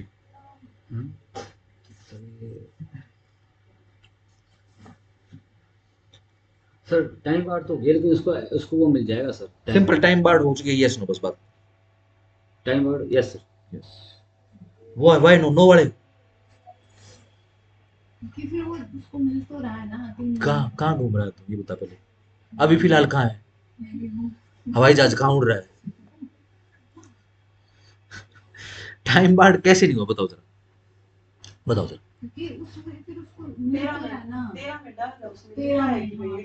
सिंपल, सेक्शन 13 छोड़ दो, सेक्शन 13 की एप्लीकेशन छोड़ दो, मैं तो आपसे सीधा सिंपल पूछ रहा हूँ, इस सिचुएशन के अंदर सिचुएशन क्या है, मुहूर्त क्या है, एप्लीकेशन रिजेक्ट हो चुकी है उसकी प्रॉपर वाली, तो होगा हो चुका है सर। हो चुका है, क्योंकि अगर अलाउड हो जाएगी ना तो पीरियड ऑफ लिमिटेशन का डिफेंस जो है उसको सेक्शन 3(2)(1)(2) के अंदर मिल जाएगा, कोर्ट डीम्ड कर लेगी कि भाई जिस दिन एप्लीकेशन डाली होगी ना उसी दिन मान लेंगे, उसी दिन डीम्ड कर लेंगे, अगर रिजेक्ट होगी तो डीम नहीं कर पाएगी कोर्ट, और फैक्ट है क्या, 3 महीने का डिले हो चुका है, और सर ये भी हो सकता है कि उसने एप्लीकेशन लास्ट दिन पे डाली, इस केस के अंदर लास्ट के दिन डाली, लास्ट दिन डाली है। 3 महीने का डिले हो चुका है, देखो ये लिखा हुआ, 3 महीने का डिले हो चुका है इसका, सेक्शन 3(1) जनरल प्रोविजन है, सब्सटेंशियल और सब्जेक्टिव प्रोविजन है, सीधा सिंपल प्लेंट आएगी तो सबसे पहले जज साहब की ड्यूटी है, बर्डन जज साहब के ऊपर है कि वो ही चेक करेगा कि टाइम बार्ड तो नहीं, अगर टाइम बार्ड है it shall B dismissed, yes sir. यह भी वेट नहीं करेगा जज के चलो ठीक है एडमिट कर लेते हैं, आने दो डिफेंस के एडवोकेट को, जब वो अपना रिटर्न स्टेटमेंट में जब ये ऑब्जेक्शन लेगा, ऑब्जेक्शन लेगा, ठीक है जी, तब कर देंगे, नहीं इसकी वेट नहीं करनी, नहीं करता सर, बिल्कुल ठीक है। ठीक है ना। हाँ, ये जो अपना जो प्लेंटिफ है ना, ये जो अपना पोपर आदमी है, पीए जो है पोपर आदमी, ठीक है ना, इसके पास राहत की बात क्या है कि ये जो टाइम पीरियड इसने गुड फेथ में गवा दिया, ठीक है ना, इसको एक्सक्लूड कराने के लिए, एक्सक्लूड समझते हो ना, इंक्लूड का उल्टा, निकाल देना, ठीक है ना, गिनती से बाहर करने के लिए ये सेक्शन 13 की एप्लीकेशन लगा, आपने जो डिक्टेशन करी है वो सिर्फ इस पॉइंट के लिए करी है, लेट से एप्लीकेशन रिजेक्ट हो जाए क्या, तो भी कोर्ट डीम्ड कर लेगी क्या सेक्शन 3(2)(a)(2) के अंदर, सिंपल डिक्टेशन आपने क्या लिखी, नहीं कोर्ट डीम नहीं करेगी, सेपरेट एप्लीकेशन डलेगी उसके लिए। और अगर प्रूव कर पाएगा, आओ जरा एक बार सेक्शन 13 एक बार अब पढ़ लेते हैं इस सिचुएशन में, ठीक है ना, वर्ड टू वर्ड पढ़ देता हूं। अगेन ध्यान रखना, जब इसका नंबर आएगा तो डीप में पढ़ेंगे इसको। ये तो सेक्शन 3 के लिए पढ़ रहे हैं हम 13। देखो ये भी एक्सक्लूजन है। सेक्शन 4 से लेकर 11 क्या है? एक्सेप्शंस। सेक्शन 12 से लेकर 24 एक्सक्लूजन। आओ जी, in computing the period of limitation को गिनती करने के लिए प्रेस्क्राइब्ड फॉर एनी सूट, जो किसी सूट अपील के लिए दिया गया है, इन एनी केस, जिस किसी केस के अंदर वेयर कोई application for leave to sue as a pauper और leave to sue as a pauper appeal as a pauper, ठीक है जी, हैज बीन मेड, या तो सूट या फिर अपील दोनों पे एप्लीकेबल है, ठीक है ना। जैसे ही आज ये डिक्टेशन करके जैसे ही सेक्शन 4 के ऊपर कूदूंगा, ठीक है जी, तो आपको एक लाइफ टाइम की एक्सरसाइज बताऊंगा, ये आपको करनी ही करनी है, ठीक है ना। क्योंकि क्वेश्चन कैसे आते हैं, अगर मैं पर्टिकुलरली हरियाणा की बात करूं तो क्वेश्चन कैसा आएगा, सिंपल आपसे पूछ लेंगे कि सेक्शन 5 भाई किस किस के ऊपर एप्लीकेबल है और किस किस के ऊपर एप्लीकेबल नहीं है, सीधा सिंपल पूछ लेंगे। तो ये आपको याद करवाने के लिए एक लाइफ टाइम की एक्सरसाइज बताऊंगा। ये बेरेक्ट पे ही पेंसिल से लिखने की व्यवस्था कर लेंगे, ताकि जितनी बार भी आप बेरेक्ट नजरों के सामने से निकालोगे आप वो देख लोगे और देखती ही आपको याद आ जाए। ठीक हो गया, चलो कहां गया, हाँ, made and rejected, underline, made and के ऊपर प्लस लगाओ, रिजेक्ट को जरा बॉक्स कर लो, बनी और रिजेक्ट हो गई एप्लीकेशन, स्पेसिफिक है ये। द टाइम ड्यूरिंग विच, अब ये जो टाइम लगा ड्यूरिंग कब, which the applicant has been prosecuting in good faith, कि एप्लीकेंट जो है ना, एप्लीकेंट लिखा है, प्लेंटिव नहीं लिखा हुआ, एप्लीकेंट जो है प्रोसिक्यूट कर रहा था गुड फेथ में अपनी एप्लीकेशन, कौन सी एप्लीकेशन, लीव वाली, ये सच लीव वाली, leave to sue as a pauper वाली, शैल बी एक्सक्लूडेड, इस इन दिनों को, इस काउंटिंग को एक्सक्लूड कर दिया जाएगा। एंड द कोर्ट में on the payment of the court fees, और कोर्ट जो है अब क्या है, कोर्ट फीस जो है पकड़ लेगी, जो भी प्रेस्क्राइब्ड है उस सूट अपील के लिए, ट्रीट कर लेगी, बॉक्स करो, ट्रीट वर्ड को, the suit or appeal as having the same force and effect as if the court fees had been paid in the first instance। ये ऐसे ही मान लेंगे कि फर्स्ट इंस्टांस पे, यानी जब वो एप्लीकेशन डली थी उसी समय कोर्ट फीस डाल दी। बट अगेन लैंग्वेज ये नहीं लिख रहे कि डीम्ड टू बी इंस्टीट्यूटेड, ये नहीं कर रहे, ठीक है ना, सिर्फ एक्सक्लूड कर रहे हैं। एक्सक्लूड करने के बाद क्या है, कोर्ट फीस उससे पकड़ लेंगे, अगर वो गुड फेथ अपना प्रूव कर पाया तो उससे क्या है, कोर्ट फीस पकड़ लेंगे। कोर्ट फीस पकड़ने के बाद उस कोर्ट फीस को ये मान लेंगे भाई at the time of the original filing of the application, उसी समय उसे कोर्ट फीस फाइल कर दी।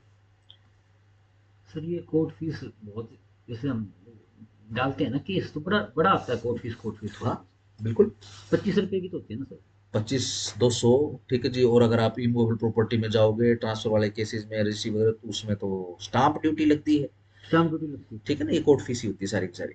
ये सर कोर्ट में जमा हो जाती है? नहीं, जो स्टाम्प लगते हैं वो बेसिकली वो तो रजिस्ट्रेशन का खर्चा होता है। अगर आप कोर्ट के जरिए से जाओगे तो बेसिकली कोर्ट फीस के अंदर, कोर्ट फी बेसिकली आप यूँ लगाओ कि कोर्ट का काम करने का खर्चा है, कोर्ट का काम नहीं करता, बिल्कुल ठीक हो गया। अब जैसे टिकट लगाते हैं, स्टाम्प लगाते हैं, जो बार वाली स्टाम्प होती है, 2-2 वाली, 10-10 वाली, 5-5 वाली, ठीक है जी। ये क्या है, नकल का सवाल आपने अप्लाई करा होगा, ठीक है ना, फिर नकल ब्रांच में गए होगे, ठीक है ना, वो बोलेंगे भाई कि आपने पूछा होगा कितना खर्चा हो गया, 50 रुपए, 50 रुपये हो गया, क्या देते हो, 50 कैश देते हो, 10 वाली देते हैं, स्टाम्प देते हो उसको, ठीक है ना। एक स्टाम्प ड्यूटी तो स्टेट वाली होती है, जब आप प्रॉपर्टी, इमूवेबल प्रॉपर्टी, लेट से एक आदमी दूसरे आदमी को दे तो स्टाम्प ड्यूटी लगती है, वो स्टेट के पास जाती है, ठीक है ना। ये जो स्टाम्प लगती हैं कोर्ट के अंदर, जो स्टाम्प होती है, जुडिशियल स्टाम्प्स होती हैं, ठीक है ना, ये इनका खर्चा ये कोर्ट के पास चला जाता है। लेट से मैं स्टाम्प हटा दूं और कैश की व्यवस्था कर दें, हाँ सर कैसे नहीं करते, सोचो क्या होगा।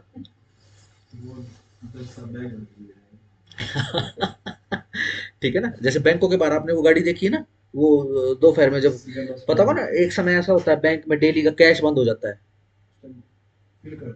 सर ये बैंक में सर कैश लेके जाते हैं सर, कई लोग चार से पहलवान आते हैं सर। अगर मैं बोलूं कि भाई बैंक में बोले कैश बंद हो गया, कैश बंद होने का मतलब क्या है, बाहर वो गाड़ी खड़ी होगी ना, वो ऑन बैंक ड्यूटी होता है, उसके अंदर एक बंदूक वाला गार्ड होता है, ठीक है जी। फिर एक आदमी आता है अटैची लेके, ठीक, हाँ, एक अटैची लेके मैं आता आदमी, ठीक है जी, देखिए कभी वो अटैची, उस अटैची पे हथकड़ी बंदी होती है Yes, sir, yes, और उस sir. आदमी पे और उस पे अटैची पे, हाथ पे लगी होती है सर। ठीक है ना।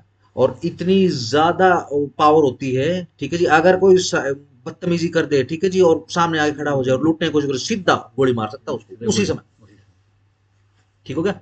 तो ऐसे ही फिर रोज गाड़ी आएगी। सर ये 25-25 का स्टैम्प होते हैं, इतने रुपए कैसे लेके जाएंगे सर? एक केस थोड़ी ना है। हाँ ये बात तो है। और सिर्फ कोर्ट की फीस जो है, सिर्फ ये सूट फाइल होते समय थोड़ी ना आ रही है। किसी ने तलवाना करवाना है, किसी ने चालान भुगतवाना है, किसी ने नकल निकलवानी है, सर्टिफाइड अनसर्टिफाइड, दुनिया जान के खर्चे होते हैं। ये बात तो है। इंस्पेक्शन की एप्लीकेशन लगानी है, एप्लीकेशन लगाने के बाद इंस्पेक्शन करना है, उसके बाद अप्लाई करना है, ठीक है जी, बहुत सारे खर्चे होते हैं। कोर्ट एक काम थोड़ी ना करती है, ठीक है ना, ताकि ये करप्शन ना हो, ठीक है ना। तो फिर क्या है, स्टाम्प में काम कर लेते हैं,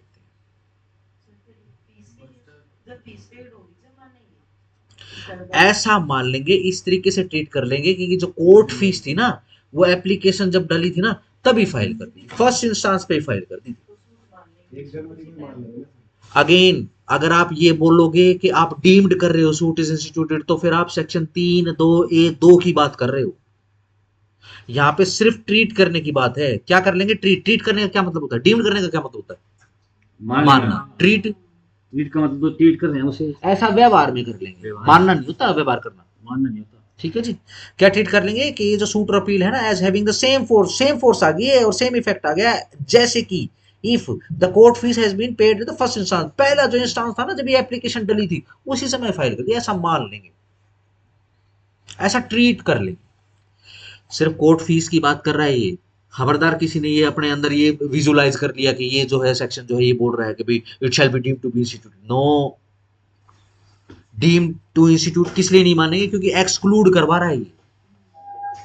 एक्सक्लूड ही जब हो जाएगा तो डीम्ड इंस्टीट्यूशन की बात क्या है, ऑलरेडी पीरियड ऑफ लिमिटेशन के अंदर ही है ये, डीम्ड इंस्टीट्यूशन मानने की क्या जरूरत है, ठीक है ना। ऐसा काम नहीं करना। लिमिटेशन एक्ट तो टिप्स पे होना चाहिए, कॉमा हाइफन, ठीक है जी, इसमें क्या लिखा है, इसमें क्या लिखा है, ये सेक्शन किस किस के ऊपर एप्लीकेबल है, ये वाला सेक्शन किस किस के ऊपर एप्लीकेबल नहीं है, फलानी चीज कहाँ सीपीसी में मिल रही है, यहाँ पे मिल रही है, ये स्पेसिफिक होना चाहिए, ठीक हो गया। चलो डन हो गया पॉइंट, चलो आगे आगे। कौन आप रहेंगे अंदर है क्या? अच्छा लिखो जरा, एक केस लिखो, हरिनाथ वर्सेस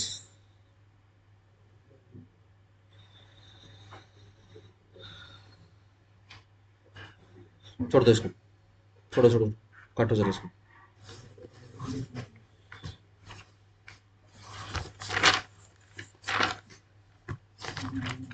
देखो जरा, हमने अशोक के खुराना का केस कर लिया, क्या सर? ठीक है, रेफरेंस कर लो अशोक के खुराना, जहां पे आप डिक्टेशन अभी लिख रहे हो वहां पे रेफरेंस डाल लो।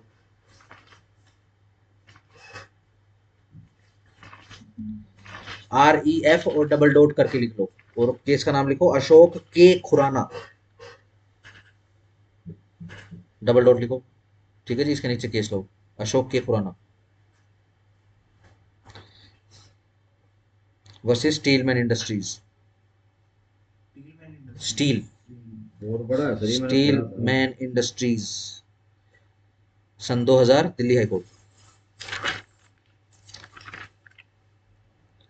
आई होप सेक्शन 3 में अब कोई भी कमी पेशी नहीं है।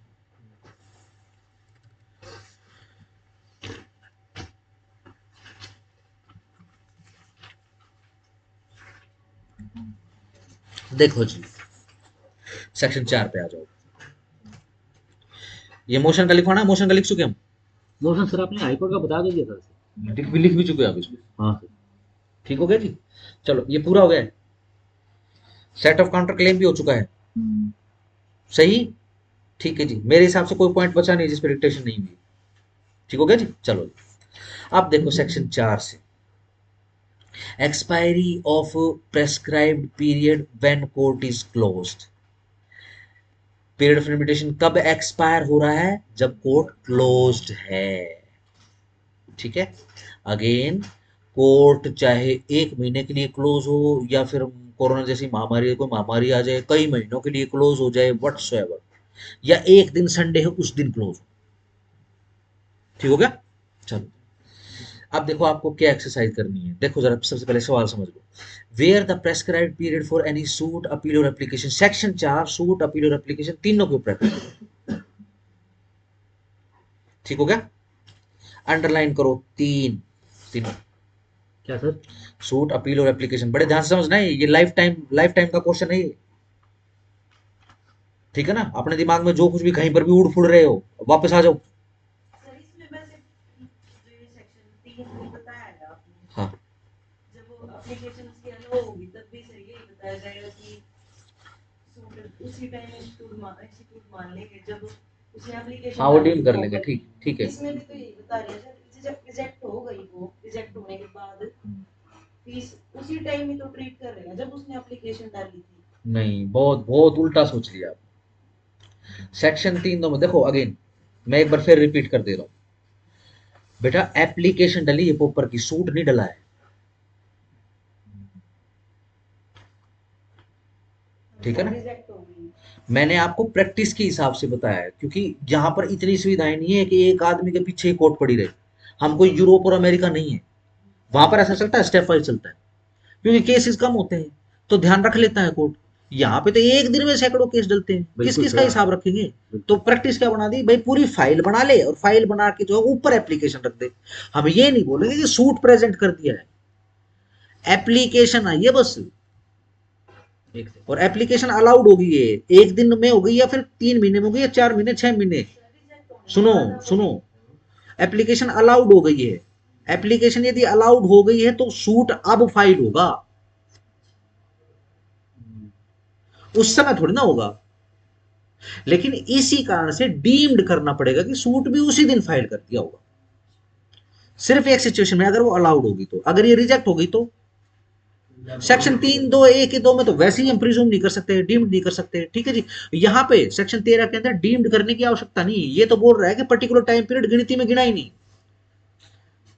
कोर्ट के हिसाब से तो अभी भी पीरियड ऑफ लिमिटेशन का लास्ट डे है, ठीक है ना, लास्ट डे है आज 1 जनवरी 2026 ही है भाई। डाल ले अपना सूट, डाल ले भैया, नॉर्मल सूट डाल ले, प्रेजेंट कर दे, यू आर फ्री,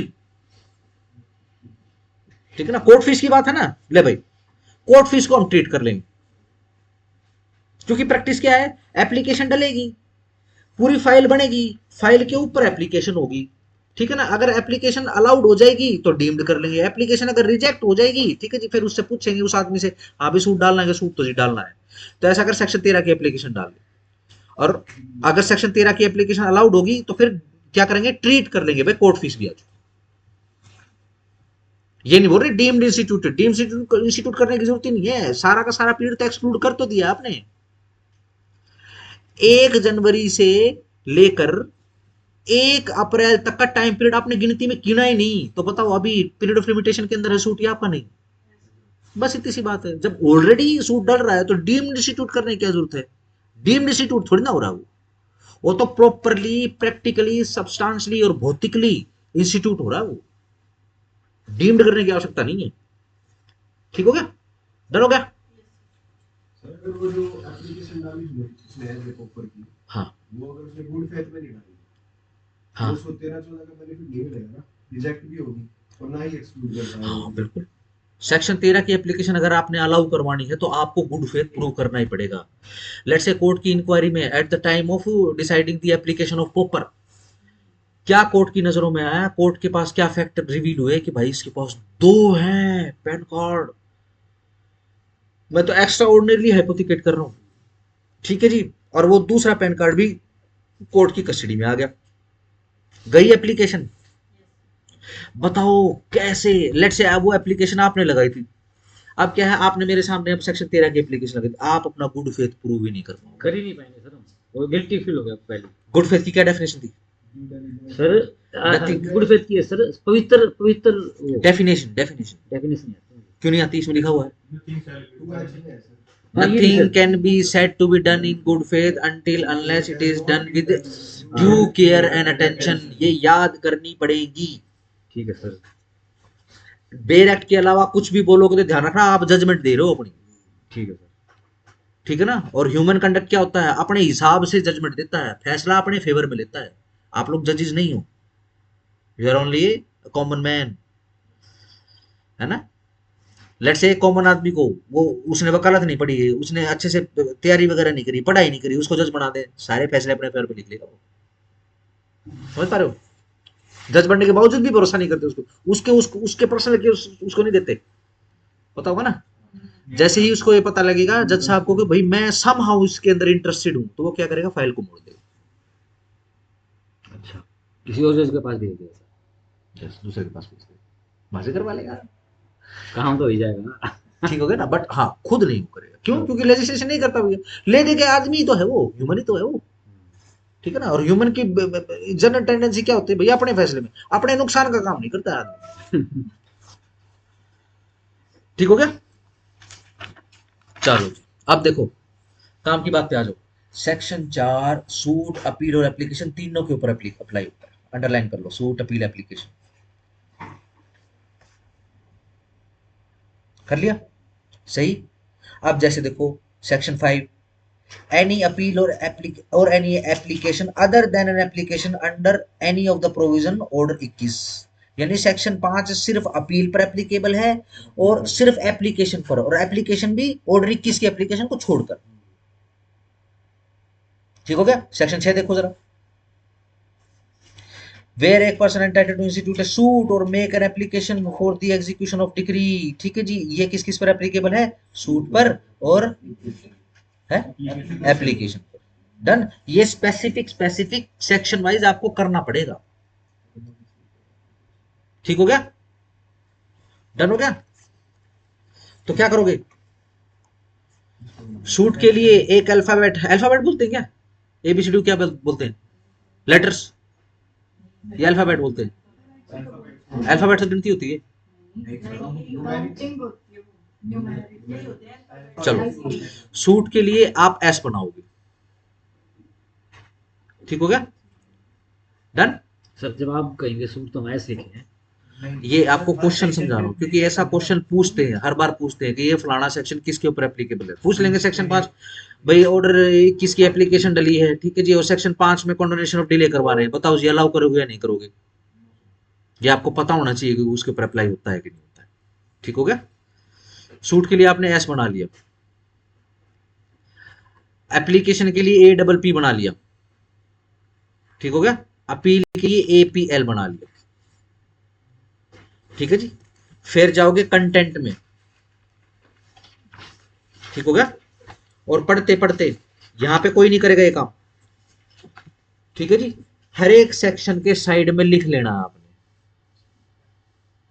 बहुत सिंपल एक्सरसाइज है, लेकिन लाइफ टाइम की एक्सरसाइज है। जब जब इस बेयर एक्ट को देखोगे आप, आपको ये अपनी दिव्य दृष्टि इसके ऊपर डालनी पड़ेगी कि भैया ये सेक्शन किस किस के ऊपर एप्लीकेबल है, किस किस के ऊपर एप्लीकेबल नहीं। डन हो गया, सही। विजुलाइज करना है, पीछे भी जाऊं क्या डायरेक्ट।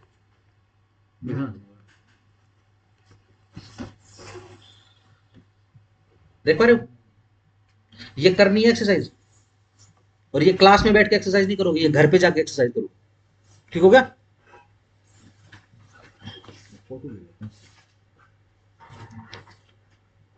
फोटो नहीं लेनी, खुद करना है आपको, ये होमवर्क निपटाना है।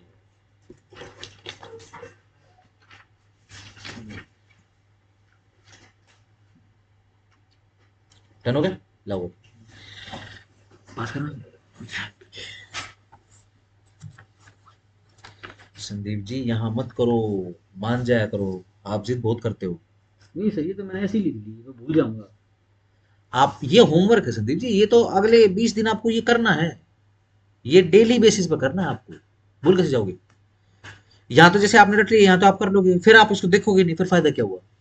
ठीक है सर। आप कोई शूट फाइल कर दोगे, फिर वहां बेइज्जती होगी, है ना। क्यों, क्योंकि जब सीखने का समय था फिर आपने सीखा नहीं। मेरे को कोई भी यहां चलाते हुए ना मिले। ठीक हो गया। कुछ चीजें ऐसी होती है वो घर पे जाके आप देखोगे तभी याद हो जाएंगी। ठीक है ना। निकलो थोड़ा सा कंफर्ट से ना, ये कंफर्ट जोन है, शेल बना रखा है ना एक अजीब सा। वो देखा चूजा, देखा ना, वनडे के अंदर बैठा था, वो करके बैठा था, वो ठीक है ना। सर अभी थोड़ा टाइम लगेगा सर। अच्छा बताओ, जब चूजा अंडे में से बाहर निकलता है तो क्या वो रोता है? बच्चा पैदा होता तो बहुत रोता है। सर वो रोता तो नहीं है, लेकिन बड़ा वो हो जाता है, रोता है वो, कंफर्टेबल अनकंफर्टेबल सा होता है सर। रोता है वो। आदमी की तरह थोड़ी ना रोएगा, ची ची करेगा।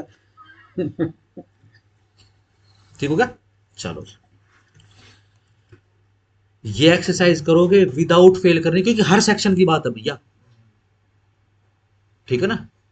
सेक्शन 12-13 में जाओगे, एप्लीकेशन के ऊपर बोलेगा ये। देखें, आओ जरा,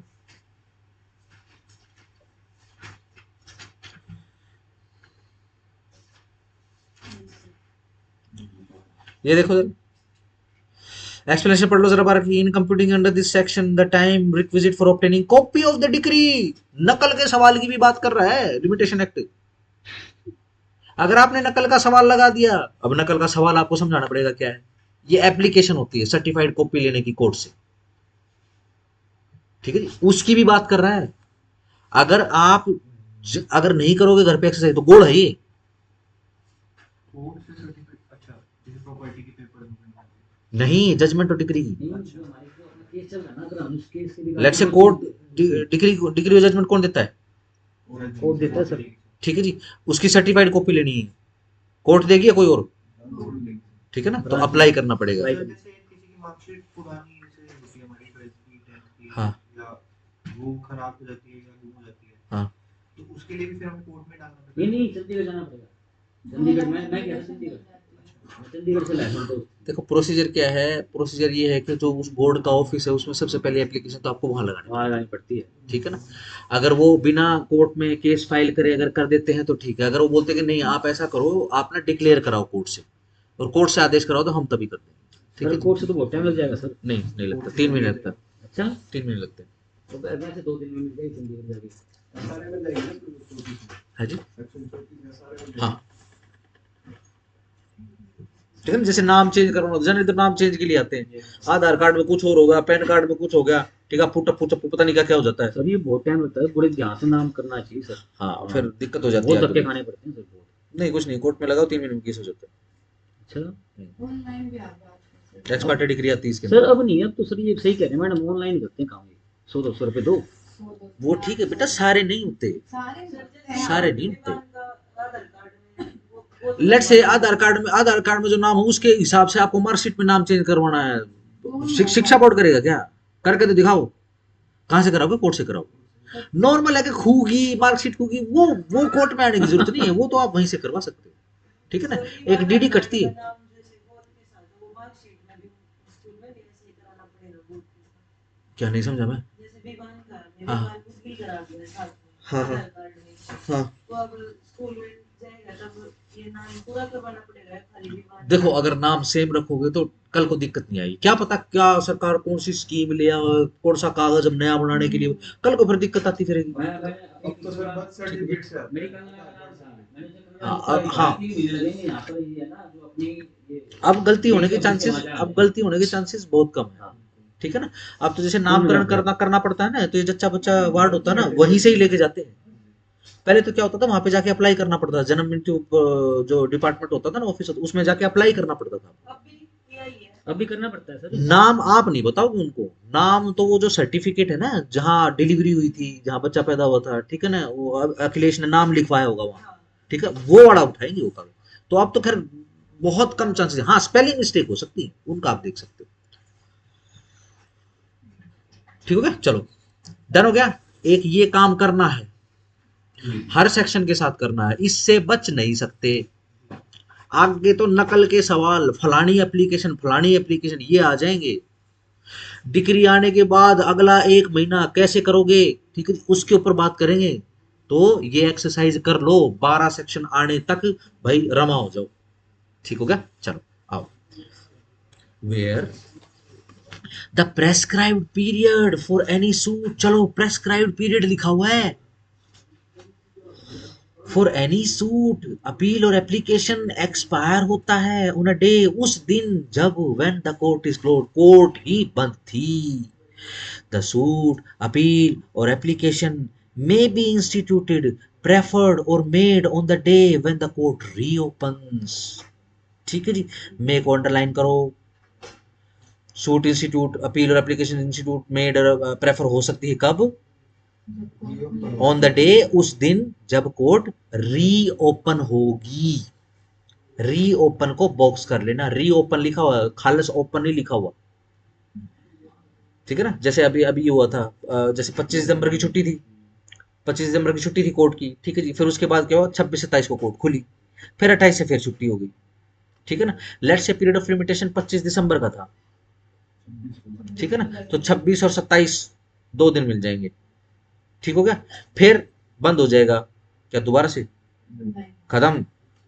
26 तारीख इज द लास्ट डे, क्योंकि आपका पीरियड ऑफ लिमिटेशन एक्सपायर हो चुका है, और वो लकीली कब एक्सपायर हुआ? जब कोर्ट की छुट्टी। तो अगली बार जब कभी भी कोर्ट खुलेगी उसके बाद एक दिन मिलेगा, वापस 30 दिन, वापस 3 साल 30 साल ऐसे नहीं, सिर्फ एक दिन मिलेगा। क्यों? क्योंकि पीरियड ऑफ लिमिटेशन आपका प्रेस्क्राइब पीरियड एक्सपायर हो चुका है ऑलरेडी।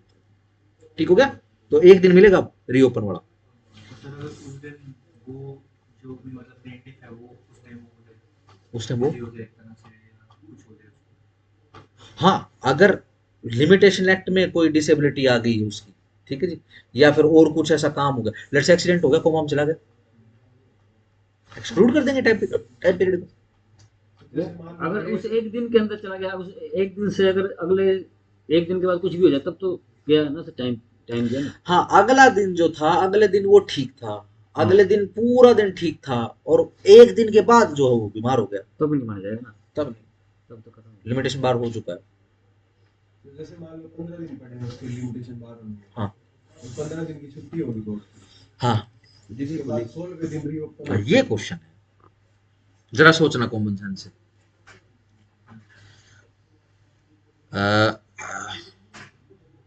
दिसंबर में ही लेना। 15 जनवरी मान लेते हैं, ठीक है, 15 जनवरी 2026 को प्रेस्क्राइब पीरियड या पीरियड ऑफ लिमिटेशन एक्सपायर हो रहा है। ठीक है, डन। चलो जी, प्रिज्यूम ये रिज्यूम कर या फिर अज्यूम कर लो कि 1 तारीख से लेकर 15 तारीख तक, ठीक है ना, कोर्ट का ऑफ चल रहा है। डन है, सिंपल, सही। मिस्टर यू जो है वो तो तैयार है केस डालने के लिए, वो तो आज केस डाल दे। ठीक है ना, क्या सेक्शन 4 के, पहले मैं बताऊं सेक्शन 4 में फॉल हो जाएगा? हो रहा है, ठीक है जी। अब सवाल भूषण के हिसाब से मैं थोड़ा सा एग्जेगरेट कर देता हूं। 15 दिन ही मिलेंगे। 15 दिन के बाद 15 तारीख का ऑफ था ना, ओनली 16 जनवरी का दिन मिलेगा उसको, या फिर 16 से 30 जनवरी 2026 का दिन मिलेगा, ओनली 16? सर उसको सर मेरे ख्याल से 16 उसको वैसे सर 15 दिन मिलनी थी ना सर, 15 दिन उसके उसके उसके बनते थे सर। इसी कारण से देखो आपसे सवाल पूछा, क्या सेक्शन 4 में अप्लाई कर रहे हो? आप सेक्शन 4 में अप्लाई कर रहे हो तो आपको एक्सपायर करना पड़ेगा। नहीं सर, ये सर 15 दिन मिलेंगे। हिसाब से तो सिर्फ एक दिन नहीं सर, 15 दिन मिलेंगे उसको। 4 अप्लाई नहीं अगेन फिर आपने 4 अप्लाई नहीं किया है, हाँ ठीक। आओ जरा कॉमन सेंस की बात कर लेते हैं। कितना टाइम पीरियड मिला है? 3 साल का, ठीक है ना। कोर्ट, लोअर कोर्ट, ये लो जी, 30 दिन समर वेकेशन,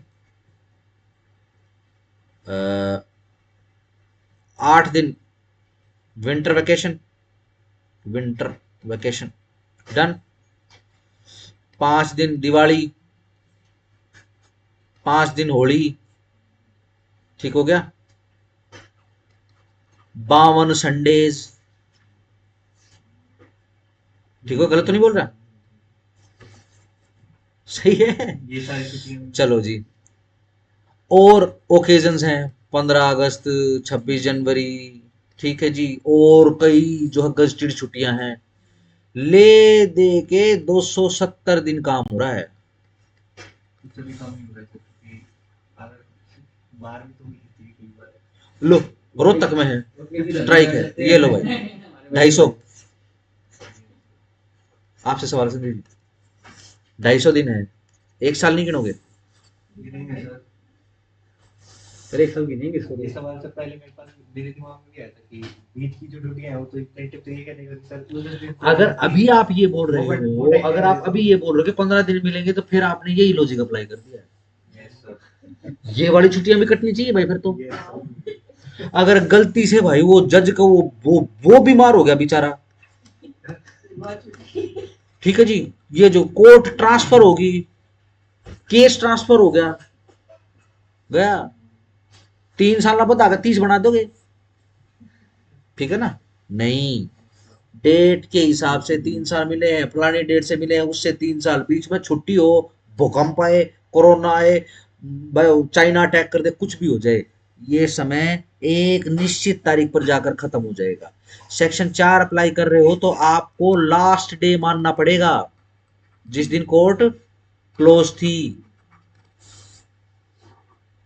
उससे पहले से तीनों के तीनों साल लगातार कोर्ट ऑफ रही हो, कोई फर्क नहीं पड़ता,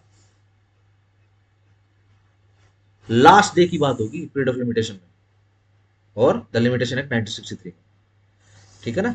इसके बाद कौन सा दिन मिलेगा? सिर्फ 16 जनवरी का डे मिलेगा, ठीक हो गया? 16 जनवरी के बाद 17 जनवरी, 17 जनवरी को क्या हो गया? 17 जनवरी को बीमार होगा भाई, उसका एक्सीडेंट होगा, कोमा में चला गया 17 जनवरी को, सर जाने दो, फिर तो सर जाने दो, सो कोमा में सर। लिमिटेशन बार हो चुका है, यस सर, बेचारा कोमा कोमा दिक्कत हो जाएगी, अब तो कुछ नहीं मिलेगा। लिमिटेशन बार हो चुका है, सेक्शन 3A जनरल प्रोविजन में आ चुका है, ठीक हो गया? सेक्शन 4 स्पेसिफिक बात कर रहा है, क्या स्पेसिफिक मुहूर्त है, क्या कोर्ट ही बंद थी।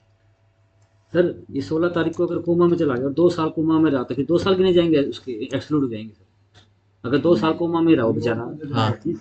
से वो 16 तारीख उसकी डेट थी सर, उसको एक हाँ। दिन मिल गया था, ठीक और है, वो 2 साल कोमा में रहा, ठीक है, तो 2 साल कोमा में रहा तो फिर 2 साल के बाद वो डाल सकते हैं ना? 2 साल के बाद उसको एक दिन मिल जाएगा, एक दिन मिलेगा ना सर? एक दिन मिल जाएगा, कोर्ट से लीव ले लेंगे ना कि जब भी होती होगा वैसे अगले दिन, ठीक है ना? ये एक डिसेबिलिटी खत्म होने से पहले दूसरी डिसेबिलिटी आ गई, ये स्पेसिफिक सेक्शन है, स्पेसिफिक सर। ध्यान रखना, एप्लीकेशंस मिक्सअप मत करना, सेक्शन 4 के अंदर स्पेसिफिक एप्लीकेशन है, ऐसे तो सर ठीक कोर्ट है ना? में मतलब लेट्स से मैं बीमार हो जाऊं, मेरे को केस फाइल करना है, ठीक है जी, एडवोकेट को केस फाइल करना था, एडवोकेट के करने में जो इमरजेंसी होगी वो केस नहीं फाइल कर पाया, ठीक है जी, सेक्शन 4 में डाल दें, ठीक हो गया? अलग सेक्शन है, मिंगल नहीं करना भैया, खबरदार है पहले, ठीक हो गया? सवाल ये बनेगा कि भाई कोर्ट तो थी ओपन है, ठीक है जी, स्ट्राइक होगी, सर ये एडवोकेट की सर। हाँ, ये सवाल ये बनेगा सेक्शन 4 में, बाकी सारे सवाल हटा दो। हाँ सर, ये इसका क्या जवाब है सर? कर रहे हैं, खत्म कहाँ किया, अभी तो शुरू किया हमने सेक्शन 4, सेक्शन 4 खत्म कहाँ किया है, पढ़ते हैं ना भैया, चलो आगे आओ। जहां पर प्रेस्क्राइब्ड पीरियड किसी सूट का, अपील का और एप्लीकेशन का एक्सपायर होता है उस दिन जिस दिन कोर्ट बंद थी, एक्सपायर हो गया भैया, 15-20 दिन नहीं करना, वो एक्सपायर्ड है उस दिन, ठीक हो गया? चाहे पृथ्वीलोक जम गया हो, पाड़ा पड़ता हो डेली, यहाँ पर बारी होने लगी हो, ठीक है ना? ठीक है, कोई फर्क नहीं पड़ता, छुट्टी होगी हो, लोग घर से बाहर नहीं निकल पा रहे हैं, ठीक है जी, जज साहब बैठ ही नहीं पा रहे हैं, इसका मतलब ये नहीं है कि उसका टाइम पीरियड बढ़ता ही चला जाएगा, नहीं, लास्ट डे देखोगे आप, क्योंकि कोर्ट भी नहीं पूछेगी। लेट्स से 3 साल से वो क्या, वो मतलब घूम ही रहा है, ट्रैवलर है, पूरे पृथ्वीलोक का भ्रमण करने पे लगा हुआ है, कोर्ट पूछेगी भाई तू युगांडा में क्यों गया, वहां नहीं जाना था, उस दिन फाइल कर देता, क्यों भाई मैं जाऊंगा, आपको क्या है, ठीक है जी? कोर्ट सिर्फ ये पूछेगी भाई लास्ट वाले दिन क्या कर रहा था तुम, लास्ट वाले दिन, और लास्ट के दिन के बाद, यानी टाइम पीरियड जब बाढ़ हो जाएगा, लिमिटेशन बाढ़ हो जाएगा, उसका एक एक दिन एक्सप्लेन करना पड़ेगा।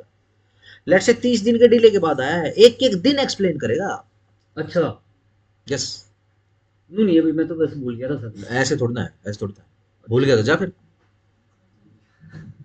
लिमिटेशन बाढ़ हो गया, भूल जा, भी भूल जा, अच्छा, समझ पा रहे हैं? और रीजनेबल एक्सक्यूज होगा, इसी कारण से आप स्पेसिफिक सेक्शंस पढ़ रहे हो। इसमें सेक्शन 4 में रीजनेबल एक्सक्यूज क्या है जी, जो लास्ट का दिन था ना जज साहब, उस दिन कोर्ट ही बंद थी, उस दिन संडे था, उस दिन दिवाली थी, 26 जनवरी थी, ठीक हो गया? उसके जैसे रीओपन होगा 1 दिन मिल जाएगा। ठीक हो गया? आओ जरा, अब जरा स्ट्राइक का क्वेश्चन करो। क्या क्वेश्चन है? लेट से स्ट्राइक हुई है, ठीक है ना, कोर्ट को नहीं पता था, जैसे आजकल तो क्या है, जैसे व्हाट्सएप वाली सुविधा हो गई, ठीक है ना, एडवोकेट्स को नोटिफिकेशन पहुंच जाता है, ठीक है ना, भाई बार ने फैसला किया है कल जो है स्ट्राइक रहेगी, ठीक है। लेट से इमरजेंसी हो जाए, स्ट्राइक जो है अगले दिन 11 बजे मैसेज आता है उसका। सर अगले दिन 11 बजे, उसी दिन, अगले दिन हो जाए, उसी दिन strike उसी दिन स्ट्राइक है, उस दिन अगले दिन, आज जो है 11 बजे इस समय आया मैसेज कि भाई स्ट्राइक, और आज लास्ट डे है। आज लास्ट डे है। और स्ट्राइक भी ऐसी है, वकीलों ने पूरा बंद कर दिया है, ठीक है। आप जब को इधर अपनी अपनी रोहतक की कोर्ट में जाओगे तो लिटिगेशन हॉल है, लिटिगेशन हॉल से फाइलिंग ब्रांच का रास्ता जाता है। लिटिगेशन चेंज कर दिया सर। है? क्या क्या चीज़ है? फाइल ब्रांच, कहाँ है? फाइल ब्रांच सर्विस में कर दी, जो निर्जा मैडम वाले रूम के पास कर दी। कहाँ? पुरानी कोर्ट में? हाँ जी। वो फाइलिंग ब्रांच स्पेसिफिक कोर्ट के लिए है। सभी के लिए सर वो। नाजिर ब्रांच कहाँ है? हैं? नाजिर ब्रांच, नाजिर ब्रांच नाजिर ब्रांच का सर, जैसे इंग्लिश में क्या होता है। फाइलिंग हाँ तो वही है सर, वो वही। नहीं, पुरानी कोर्ट में तो जगह ही नहीं है।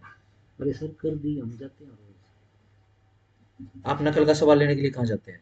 नकल का सवाल लेने के लिए हम वहीं जाते हैं सर, पुरानी बिल्डिंग में। पुरानी बिल्डिंग में जाते हैं। हाँ। कोई भी नकल हो, हाँ। चलो अगर बदल गई हुई तो चलो कोई बात नहीं, उधर लगा लेना, इधर लगा लो भैया, ठीक है ना, इधर का रास्ता बंद कर दिया, सवाल पे आ जाते हैं, ठीक है जी। वहां पे वकील बैठ गए, भाई यहाँ पे भी कोई नहीं जाएगा, काम नहीं होगा कोर्ट का, ठीक है जी। क्या मान लें, कोर्ट क्लोज थी, छोड़ दो। मैसेज आ गया सवेरे सवेरे 6 बजे, ठीक है जी, क्या लंच तक स्ट्राइक है, 2 से 5 कोर्ट खुली है, 2 से 5 या 2 से 4 कोर्ट खुली है, ठीक हो गया? क्या माने? सर कोर्ट खुली मानेंगे सर, हम खुली मानेंगे। अगर लेट से पूरे दिन की स्ट्राइक है तो क्या मानोगे? नहीं सर, कोर्ट तो खुली है, वैसे वो स्ट्राइक में तो क्या हुआ, जज साहब तो बैठे हैं।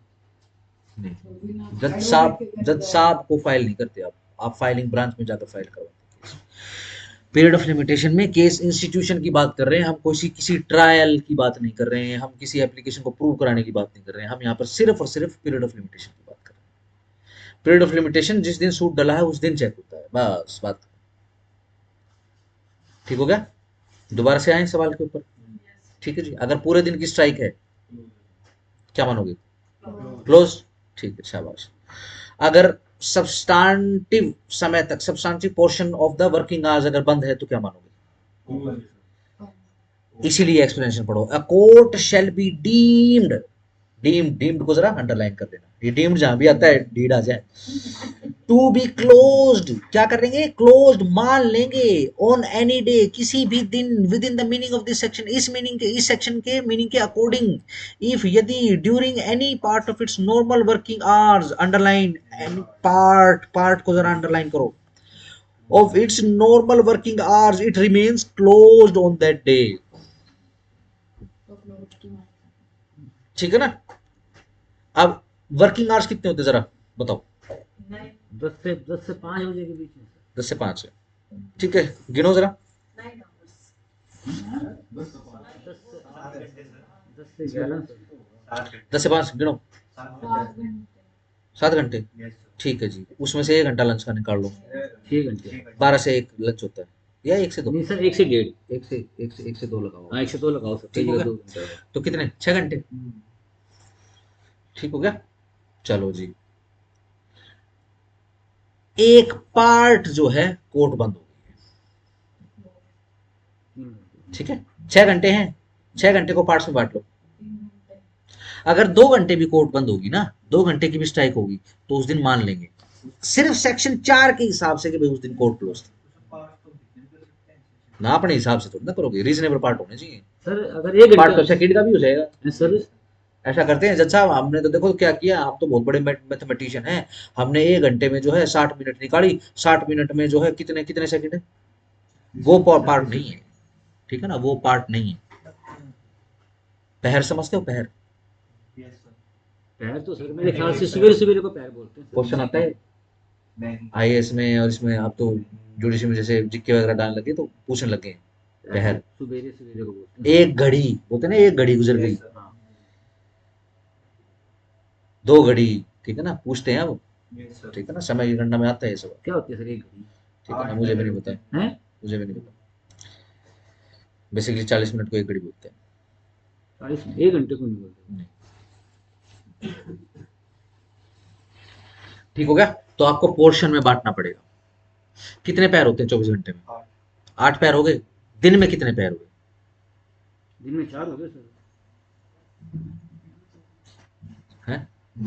चार ही टाइम थोड़ा दिमाग लगाया करो, तुम ना बिना दिमाग लगाए ना बस वैसे ही बोल देते हो, ठीक है ना। ये इतने क्यूट मत बना करो, ठीक है ना, इतनी क्यूटनेस मेरे से नहीं सहन होती। दिन उजालेगी। सर 2 हो गए सर। 8 ही हो गए। चलो भैया 24 घंटे में आपने 8 पैर बना दिए, ठीक है। एक पैर कितने घंटे का हो गया? 3 घंटे का। 4 दिए 12 घंटे का दिन। भूमध्य रेखा पे रहते हो क्या? भूमध्य रेखा पे रहते हो? वर्किंग आवर्स हैं, बता तो दिया 6 घंटे वर्किंग आवर्स हैं। कितने पैर? 2। ठीक हो गया, सिंपल। नाम भी आ गया, 2 पहर, दूसरा पहर शुरू हो गया है।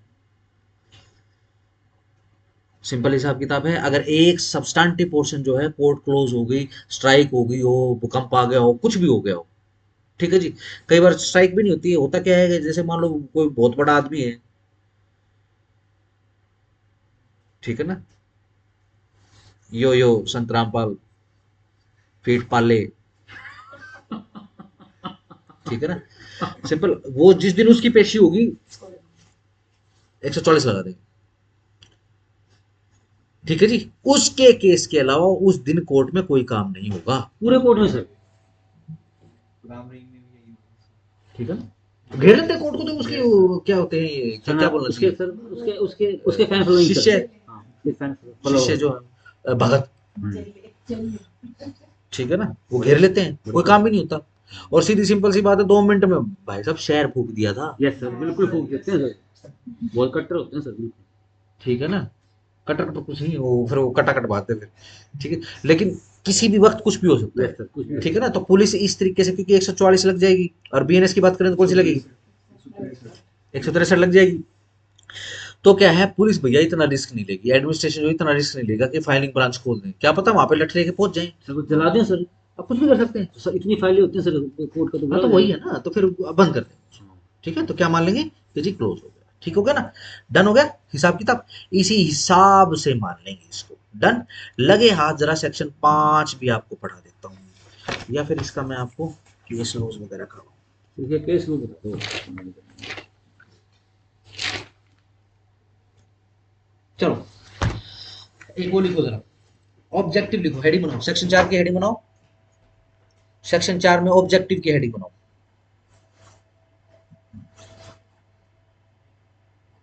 ठीक है जी। अब सेक्शन 4 क्यों आया? बेसिकली सेक्शन 4 इसलिए आया है कि कोर्ट जो है किसी भी आदमी को, किसी भी मनुष्य को कुछ भी इम्पॉसिबल करने के लिए नहीं कह सकती, ठीक है ना। अगर कोर्ट को ये बोल दिया कि जी क्लोज थी, स्ट्राइक थी, या फिर जी 144 लगी हुई थी, या फिर जी कोरोना लग गया, व्हाट्सएवर, ठीक है ना, अचानक से जी वो कोई बीमारी वगैरह फैल गई, या फिर कुछ वो प्रकोप आ गया वहां पे, ठीक है जी, तो 2 1 घंटे के लिए, 3 घंटे के लिए जी बंद कर दिया, ठीक हो गया। तो इस वजह से मैं फाइल नहीं कर पाया, ठीक है जी। कोर्ट को क्या करना चाहिए, वो आदमी को इम्पॉसिबल करने की एक्सपेक्टेशन रखे कोर्ट उससे कि नहीं तूने इम्पॉसिबल काम क्यों नहीं किया, कोरोना तेरे लड़ा था, 144 तेरे लिए लगी हुई थी, तू क्यों नहीं आया। लिबरल रखेंगे इसके इंटरप्रिटेशन को, ठीक है ना। ऑब्जेक्टिव में लिखो जरा, बेस्ड ऑन फॉलोइंग मैगजीन्स,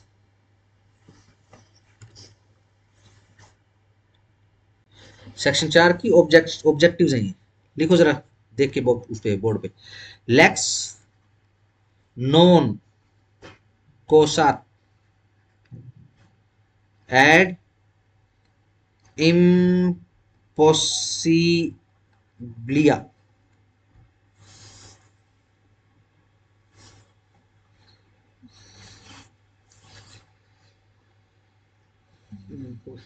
लिया।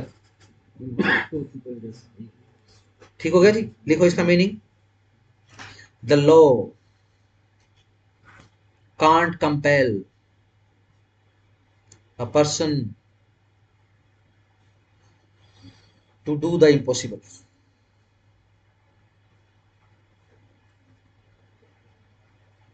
ठीक हो गया, सिंपल।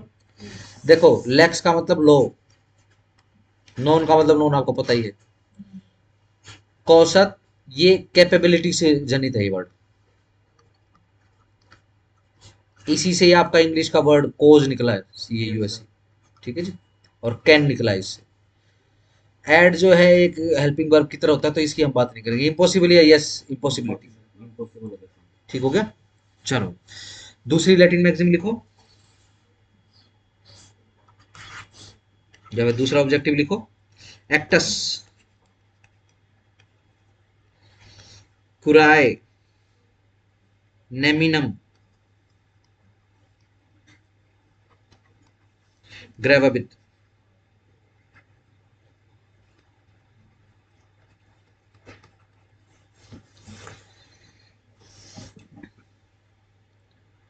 कोर्ट अपने एक्शन से किसी को भी प्रेजुडाइज नहीं करता। ठीक है जी, मीनिंग लिखो जरा इसका, लिखो an act of the court shall not prejudice anyone। भाई अगर लास्ट दिन पे अगर तुम संडे हो चाहे मंडे हो चाहे भाई स्ट्राइक होगी हो, तेरे को तो भाई डालना चाहिए था। अगर तू उस दिन नहीं डालेगा ना तो हम तो सीधा ऑर्डर कर देंगे, रिजेक्ट कर देंगे, तेरे केस को डिसमिस कर देंगे। ठीक है जी, कोर्ट खुद कह रही है कि हम प्रेजुडाइज कर देंगे तेरे को। ठीक है ना, वो बेचारा डर जाता है। ठीक है जी, फिर क्या करता है, वो इम्पॉसिबल करने की जरूरत कर बैठता है। उधर से क्या होता है, लाठी चार्ज वगैरह हो जाता है, और वो सम हाउ जो उस लाठी चार्ज में आता है मर जाता है। कौन जिम्मेदारी लेगा? कोर्ट की जिम्मेदारी है सर। ठीक है ना, तो कोर्ट नहीं लेगा जिम्मेदारी।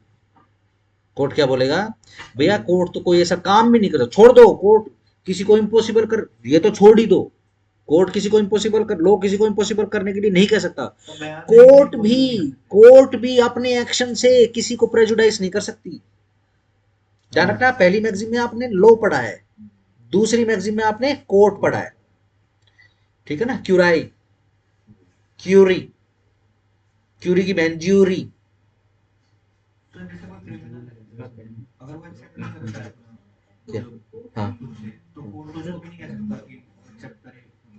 ना, नहीं कर रहा, नहीं कन्फेशन तो फ्री होता है। अगर कन्फेशन के ऊपर अगर समहाउ कोई प्रेशर है तो फिर वो कन्फेशन नहीं है। सर ये आपने जो ये जो है इसका मैंने ये लिखा है, the law can compel a person to do the impossible. ये कैन नॉट कैन नॉट आएगा सर इसमें। मैंने तो कैन नॉट ही बोला है। आपने कैन नॉट ही बोला ना। मुझे कैन नॉट आना सर। मैं बोल भी तो रहा हूँ साथ साथ में। सर मैं लिखने में गलती होगी सर। ठीक है ना, सर इसी कारण ये से एक बार घर पे जाके देखोगे ना तो काफी सारी गलतियां निकलेंगी।